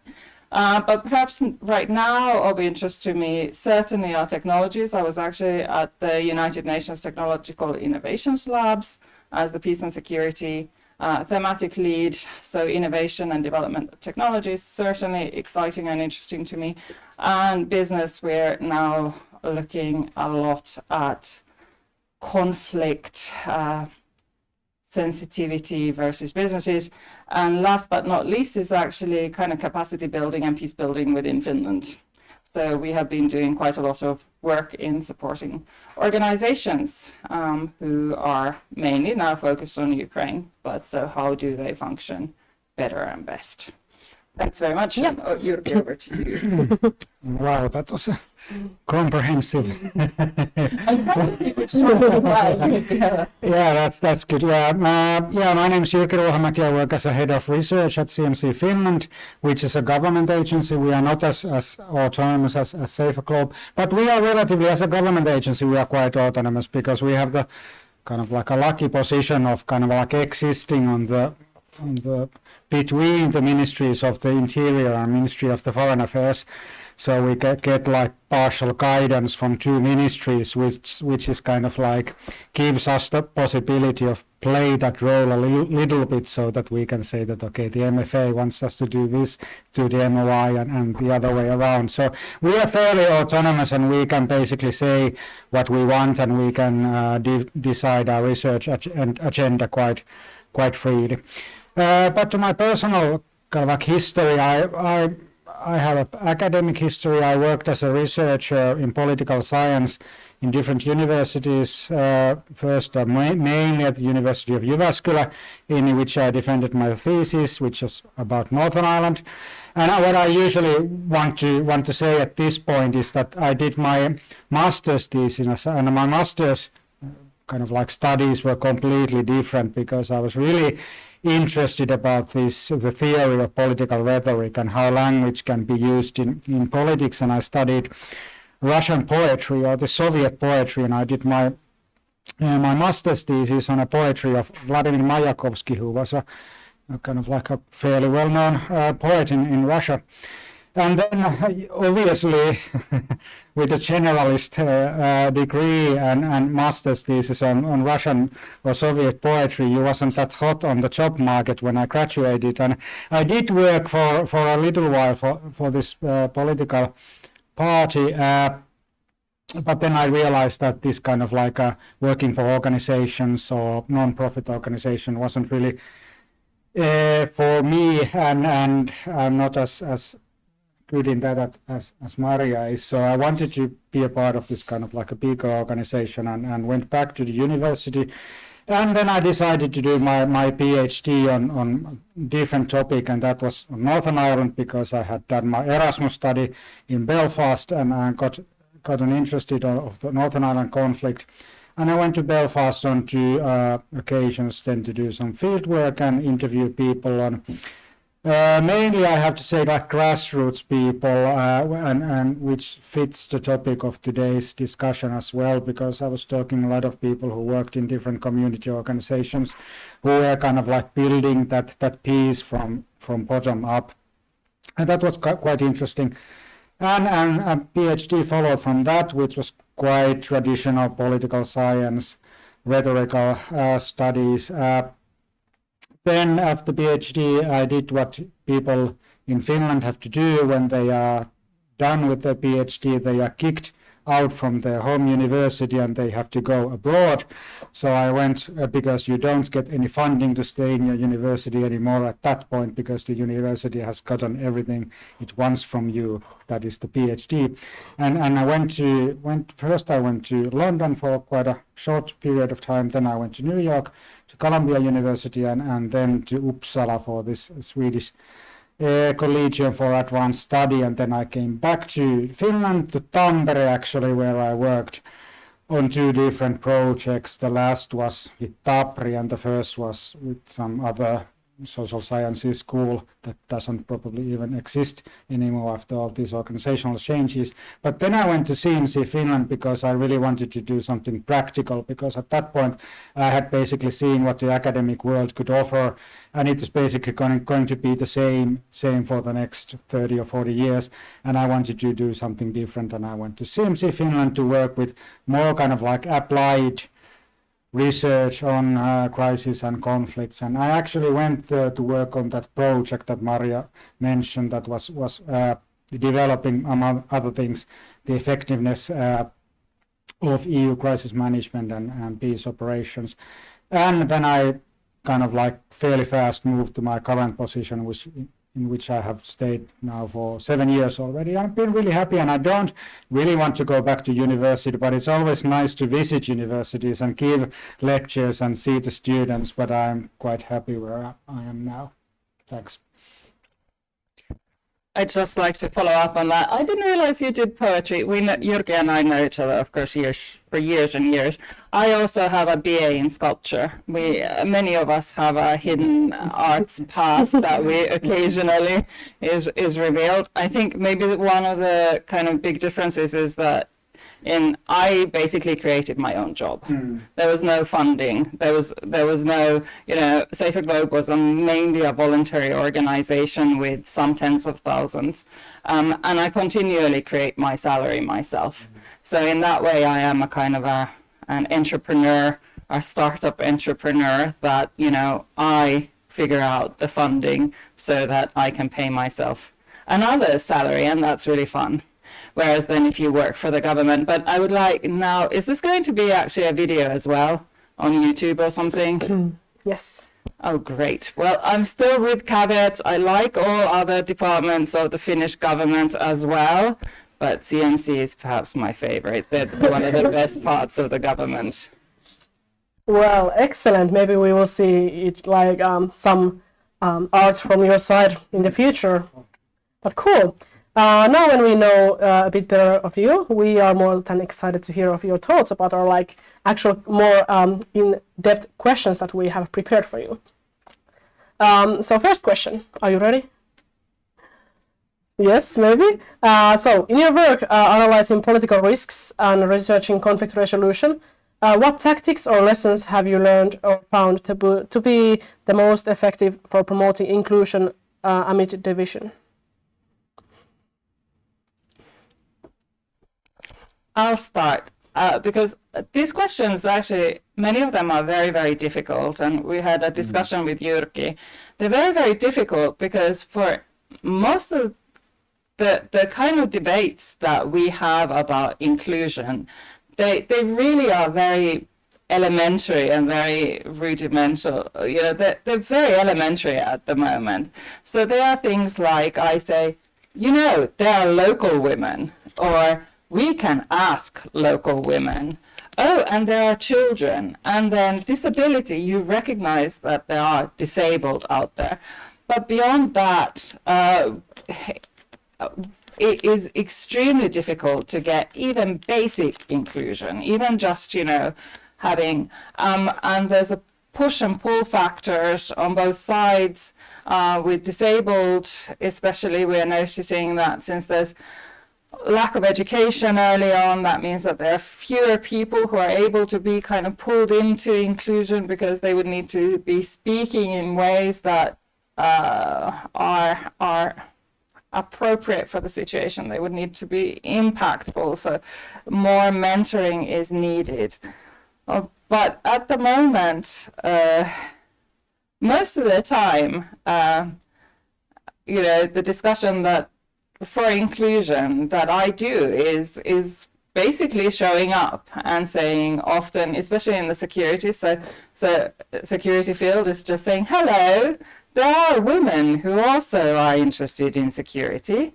And then, of course, trying to have inclusion on both sides somehow, or at least float the idea of inclusion. But we're very far. With the exception of, some development aid programs are able to have more inclusion in a very kind of targeted way. But if we're looking at the big actors and the way that, they are dealing with inclusion, there's a long way to go before we even get, the elements of inclusion and actually even just the mindset that you should talk to the locals. I mean, even just that is still sometimes extremely difficult to just, get through that. If you're peace building, you're building peace for the locals. Therefore, you need to include the locals. Even kind of getting that thought across is really, really difficult. And not on a kind of, it's easier, if you say we must include the locals, then everyone in the room will smile and nod and say, yes, it's very, very important. But then when you're actually looking at, well, what does that mean in terms of inclusion? It means budgets, it means positions, it means giving money to someone, it it requires having some organizations that you can collaborate with. It means that you have to choose which organizations you are going to collaborate with. So someone needs to actually do some kind of study on what kind of organizations could be collaborated with and create criteria, and then figure out some kind of budget funding that would allow for those organizations to be represented. And so then it goes very much, I mean, inclusion goes very quickly into the structures, and it is very difficult to change those structures. And so in this field, I think academics has gone way beyond, and the thinking that you have is way beyond the kind of practicalities that we are working with. Yeah, not that much to add. It's really on baby steps level. Basically, we are still, like, Finland is doing fairly well if you look at the really like the origins of inclusion in ways of like women, peace and security agenda, for example. We are doing like fairly well. 40% or so of our experts sent abroad are women at the moment, but when you look at the different countries, even in Europe, the number is much smaller. And if you look at the military crisis management, it's quite insignificant. So that's really like baby steps. But what we can do is, I think I would emphasize what Maria ended with, that kind of like conflict analysis. If we really want to find the kind of like the nodes in the system in which we want to have some impact on, then we kind of like need to analyze the whole of the society and see the power networks, and usually they are networks which include different types of groups and populations and so on and so on. And by kind of like lifting, for example, women organization and youth organization or other different kinds of groups into the peace negotiations or peace talks, then we can actually have a much better impact on our own activities. And in a world of diminishing resources, we really need to be effective. And I would emphasize that kind of like as a practical tool, a really proper conflict analysis and assessment of what you want to do to get some kind of effect. And that would be the best way to get more inclusion for these activities that we are doing as well. Correct. I'm jumping in, but I think, and I'd like to hear your thoughts on this as well, but I think where we're fortunate in Finland is that there is no anti-inclusion mindset. That in many countries, if you say we need to include more women, the response would be basically why? Why would they be valuable, or why would we want to have more women included? But I don't see a kind of the mindset in theory is quite positive, but it's just the practicalities. Is that what you've experienced as well? Yeah, basically, yeah, but we let's say that we don't have this kind of like a maybe systematic anti-inclusion thinking, but in practical terms, for example, UN is quite strict about they want to get the parity on the women police or the police officers, so that there's much more women police officers than they have nowadays. And you have a regulation that if one country don't have enough women candidates for these positions, they cannot put any candidates on for the UN. And Finland has been in a position a few times as well that we simply don't have enough women applicants so that we could open these positions for all of the police that we have. And in those cases, we have had some like kind of comments from our kind of like experts that okay, the women are standing in between us and of us getting these kind of like important positions. So I would say that the situation isn't perfect in Finland either. We don't have that systematic kind of like a problem, but there are individuals who might have this kind of like a mindset of not really understanding the big picture and just maybe looking for their own benefit. But yeah, and you can imagine that in many countries it's quite the opposite. Yes, amazing, super insightful. I have my own microphone, so you can like having it on that one. Yeah. So second question is, so based on your observations, how might meaningful participation of youth and women in development decision making shape more inclusive and equitable outcomes? You touched a bit about the like women participation already from your previous. Well, it really comes to the conflict analysis. Unless you know what the kind of experience of individuals is in any given context, you're not going to be peace building. So I think what is, of course, and if we look at youth in most conflict-prone communities, the demographics are such that the youth is actually a very large majority of the population. So if you don't include the youth, at worst you have some very minor group that you're including. And if you exclude both youth and women from any population or from a typical conflict prone area population, then you're looking at a very small group of people that you're actually including. So so certainly a kind of an all of society approach where you really look at, you know, who are in that society, how has that society been impacted is really important. Beyond youth and women is also questions of disability. Some conflict prone areas or conflict affected areas have very large percentages of disability. Inclusion of the disabled is a large topic in itself, and it requires quite a lot of actual practical considerations, such as I'm looking at the stairs in front of me, and you know, this is not an accessible space, and there are cases where, for example, when you have disabled individuals who would like to attend, they are unable to actually physically get into the buildings, and so then you're starting to look at, you know, even just infrastructure for inclusion, or website design, and that also requires then interest and funding. Yeah, just a practical example to add. In Northern Ireland, which I know probably best of the conflicts that I've studied, the Northern Ireland Women's Coalition had a really important place to play in the processes and talks leading up to the Belfast Agreement. Even though they didn't win kind of like an electoral landslide, or they didn't get that many seats in the local government, they were really successful in introducing ideas to the peace talks and new concepts and ideas which actually found their places in the Belfast Agreement.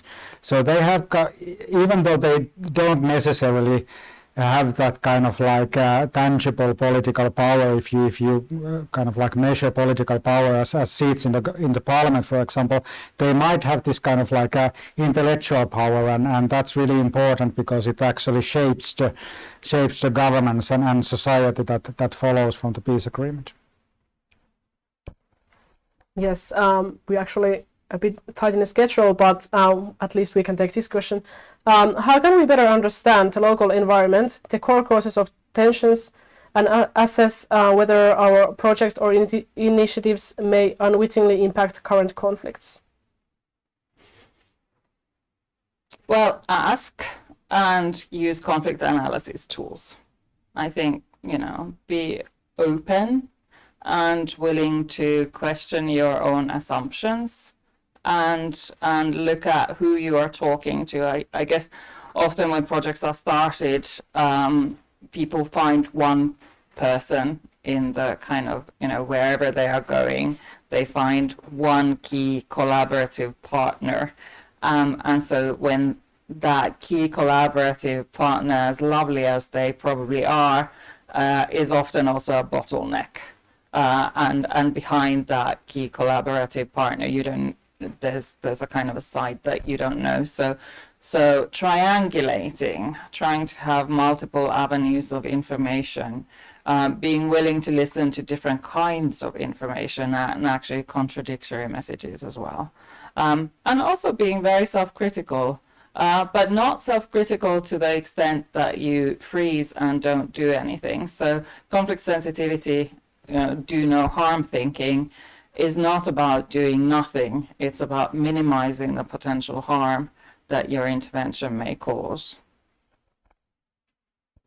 Yeah, but also remembering that sometimes doing nothing is better than doing something. Yeah, that's something. Because that's the kind of like a really often cited mistake, that it's always better to do something than to do nothing, because that's wrong. Sometimes it's better to do nothing. But yeah, I think that's a really good question to end with, because I think assessment is really the key, and how we kind of like assess what we are doing, and from whose perspective are we assessing what we are doing, because too much of crisis management and peace operations are done for the interests of the interveners, so that we are actually doing this for the benefit of maybe strengthening our own kind of this kind of Western community. For example, the EU does a lot of its crisis management to cultivate relationships with other EU countries, for example, and they don't necessarily care that much what is happening on the ground and what kind of impact we are getting on the ground from our activities. So you really need to kind of like be honest and open about whose perspective are you using in the assessment, and include the local populations in the assessment. Also, already when you are designing the operation, when you are planning of what you are going to do, you have to ask the local population of their needs, what do you want, and not go there just because you happen to have an X number of suitable experts in Finland or Sweden who you want to send to abroad to do something. But you have to address the local needs, and then you have to ask the locals of what you are getting. Are we doing the right things? And you have to remember that change, at least in peace operations, takes a long time, because you don't necessarily see that much change in, let's say, 5 years. Things might actually go to worse. So you need to be able to wait and see and what's happening, be patient, and always kind of like adjust your approach. We are talking about adaptive peace building nowadays, so that the missions and operations that work on the field, they need to be adaptable. They need to be adapting their activities all of the time. When they see that something is working, they try to scale it up. When they see that something is not working, they scale it down, and so on, and not go there and do the one thing for 5 years or 1 year and then see if it worked. You have to be much more agile, and yeah, that's really a key. Great. And just a super quick question. Do you have any advices for students who are currently studying and pursuing career in the social science fields? I think it's good to have some practical skills as well. We always have to do project management, that's dissemination, which is communication. Using Excel is always really excellent. Social media is something that needs to be done. Most of the time, especially for young, what we get is that someone has done some thesis. Let's say, I have done a thesis on Yemeni women's peace movements. And then they say, and I'd like to come and work for you. And we have no work based on Yemeni women's peace movements. That's not something we do at all. And actually, if you were to want to continue with Yemeni peace movements, then you need to get your own research funding. And then or work with organizations that work in Yemen. But often for internationals, often in those cases, organizations such as ours will actually work directly with the Yemeni women's organization. So we have contacts directly to Yemen. So we don't need a kind of someone in the middle to tell us what Yemeni women would think, because we'd rather have that bridge. However, having someone who has, for example, project planning experience, who also knows about Yemeni women and who is excited about creating opportunities for women to be in peace building, then that's something that's easier for us to work with. Our work is, we work in organizations. That means that we actually have to think about, money, funding, Excel sheets, and we don't have the liberty of hanging about in some ways, also physically today, but that's something I'd like students to kind of understand maybe a bit better, is that after university comes work, and work happens in organizations. Yeah, that's really a difficult question. I would say that maybe just like believe in yourself, because like usually practical skills are important, yeah, but I think that you kind of like, if you know what you want to do, just stick to it and you probably will be able to do it at some point. There might be some obstacles and some kind of like not wanted positions that you might have to take before that, but if you just stick to what you want to do, it's kind of like usually works out pretty well. Because, for example, in our work, there are many occasions where people have they've been kind of like persistent in terms of like applying to CMC Finland, for example, and in the end they have made it, and so it's just kind of like, it might look difficult at some points, but you just believe in yourself and things will work out. I'd like to add on that, because I just had 2 different events with youth last week, and in each one of them a topic that was kind of brought up was just basically burnout and emotional well-being, and I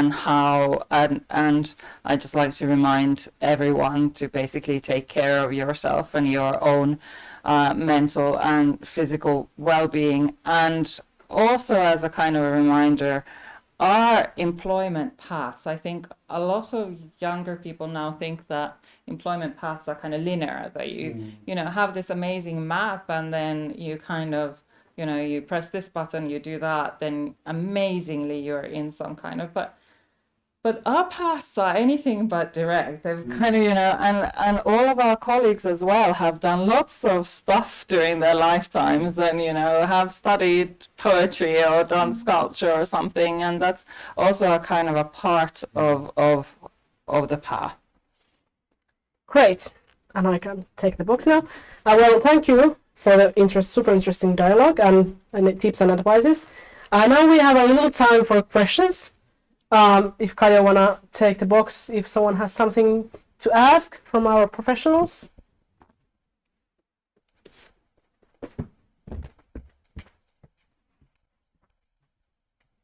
Yeah, I have a question, just following up so that I understood it correctly.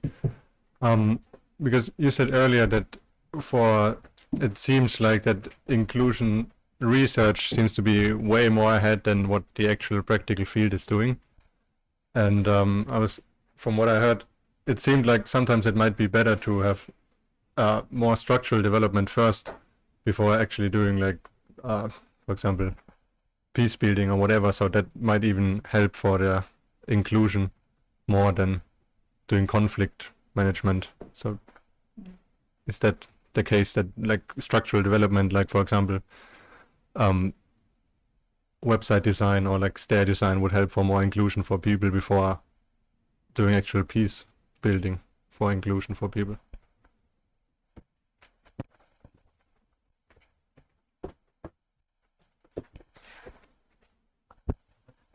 I think this is a both and. I don't think you can say one needs to come before the other. I think, for people in conflict affected contexts, both must happen at the same time.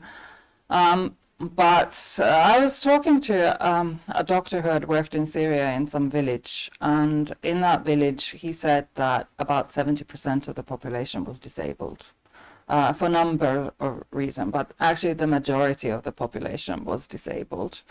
That does not come through in it should come through in the way that policies are designed, in the way that funding is designed, in the way that expectations are thought of it. There should be more contextual understanding that also reflects rates of disability, inclusion, women's inclusion, and so on.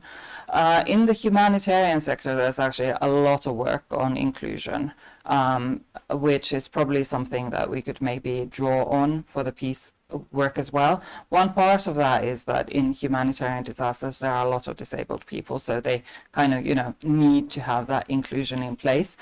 And they have been able to do it simultaneously together with dealing with humanitarian catastrophes. They have also increased inclusion, and I think that's what we need to do in peace as well.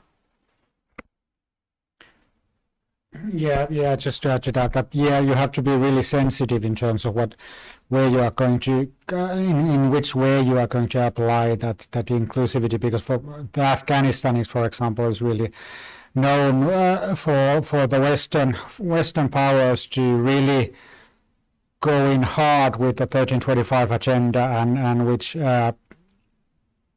ended up actually being almost like a tragedy when we actually trained women policemen, the women police officers there, and they actually were almost persecuted or hunted down by the local different local people, because that was not a part of the culture, and there were some people who actually ended up being killed because of that, and which actually violated the do no harm agenda quite drastically. And so you really have to be sensitive in terms of what you are doing with inclusion, because it might end backfiring. And again, in this example, you have to think about for whom the inclusion is. Is it for the Western powers who go in and they want to champion the particular agenda, or is it for the local population and the local people? You have to be sensitive about that. We can have one super quick question if someone has something on mind.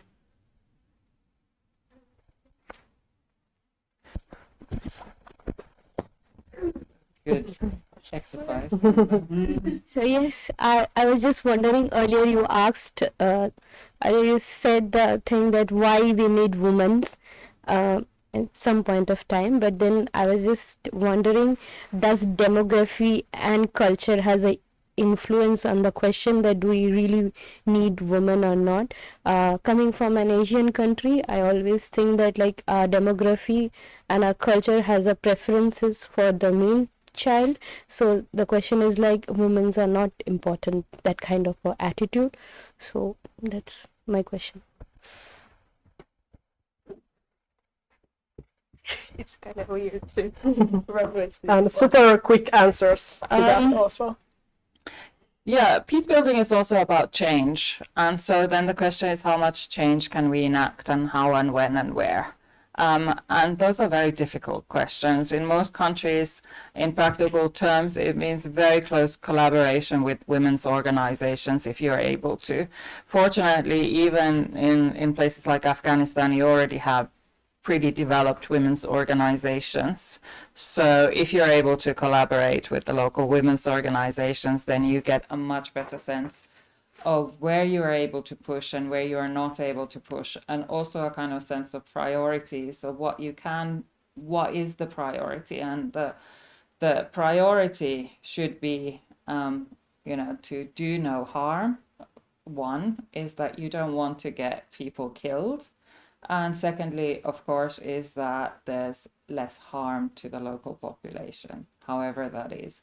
The processes of development are very complicated and very complex, and that's where sensitivity towards local voices, and specifically I would say engaging and enabling and supporting local women's organizations, is the kind of key to be respectful in the future. Perfect. We are almost at the end of the program, and we have to let them also go back to the train, both of them at the same time this side. But before we start the networking coffee, I would like to invite all of our speakers to come here. Or just, so basically one who is left. We just want to say that we highly value your efforts, like all the presentations, research and expertise that you brought to this room today, and we would like to remember you with the small gifts. So although this event was about global perspectives, we wanted to give to you with the local perspectives. For local students, like the one who is here anymore, we want to provide a nice moments while working intensively with the thesis, and we actually have a gift card for you to go to the restaurant, which is actually super good for you because you're studying restaurants, so you can explore the languages. So please go and enjoy the food and drinks at the Dam Bar. Thank you very much. And for our visitors from Helsinki, we have a nice Tampere souvenirs. Wow. That you can enjoy at home, or if you're really keen, already in a train. Thank you so much. Let's give a super big applause for all of them. Thank you so much. Yeah. Thank you. And we probably want to have a picture of Okay. of you three at least. I don't have to be in a picture, but if you want to smile and wave, Are we gonna be like yellow? we can take the. Where do you want us? Where do you want? Yeah, you can have the Lego house over there. Yeah. So let's take the one chair. I love the Lego with the bed. Yeah. Lego is good. You take. Okay. So where do we look? Thanks. Okay, let me take some photos. But your face is a bit darker, so can you move this one?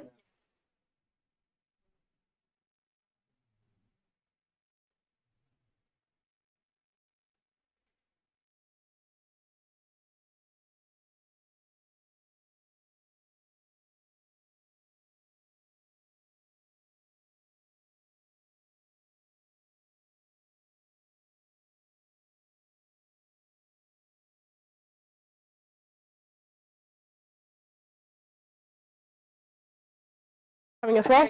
To the ones of you who are coming next week to our office, Yeah. welcome. Really glad to have you.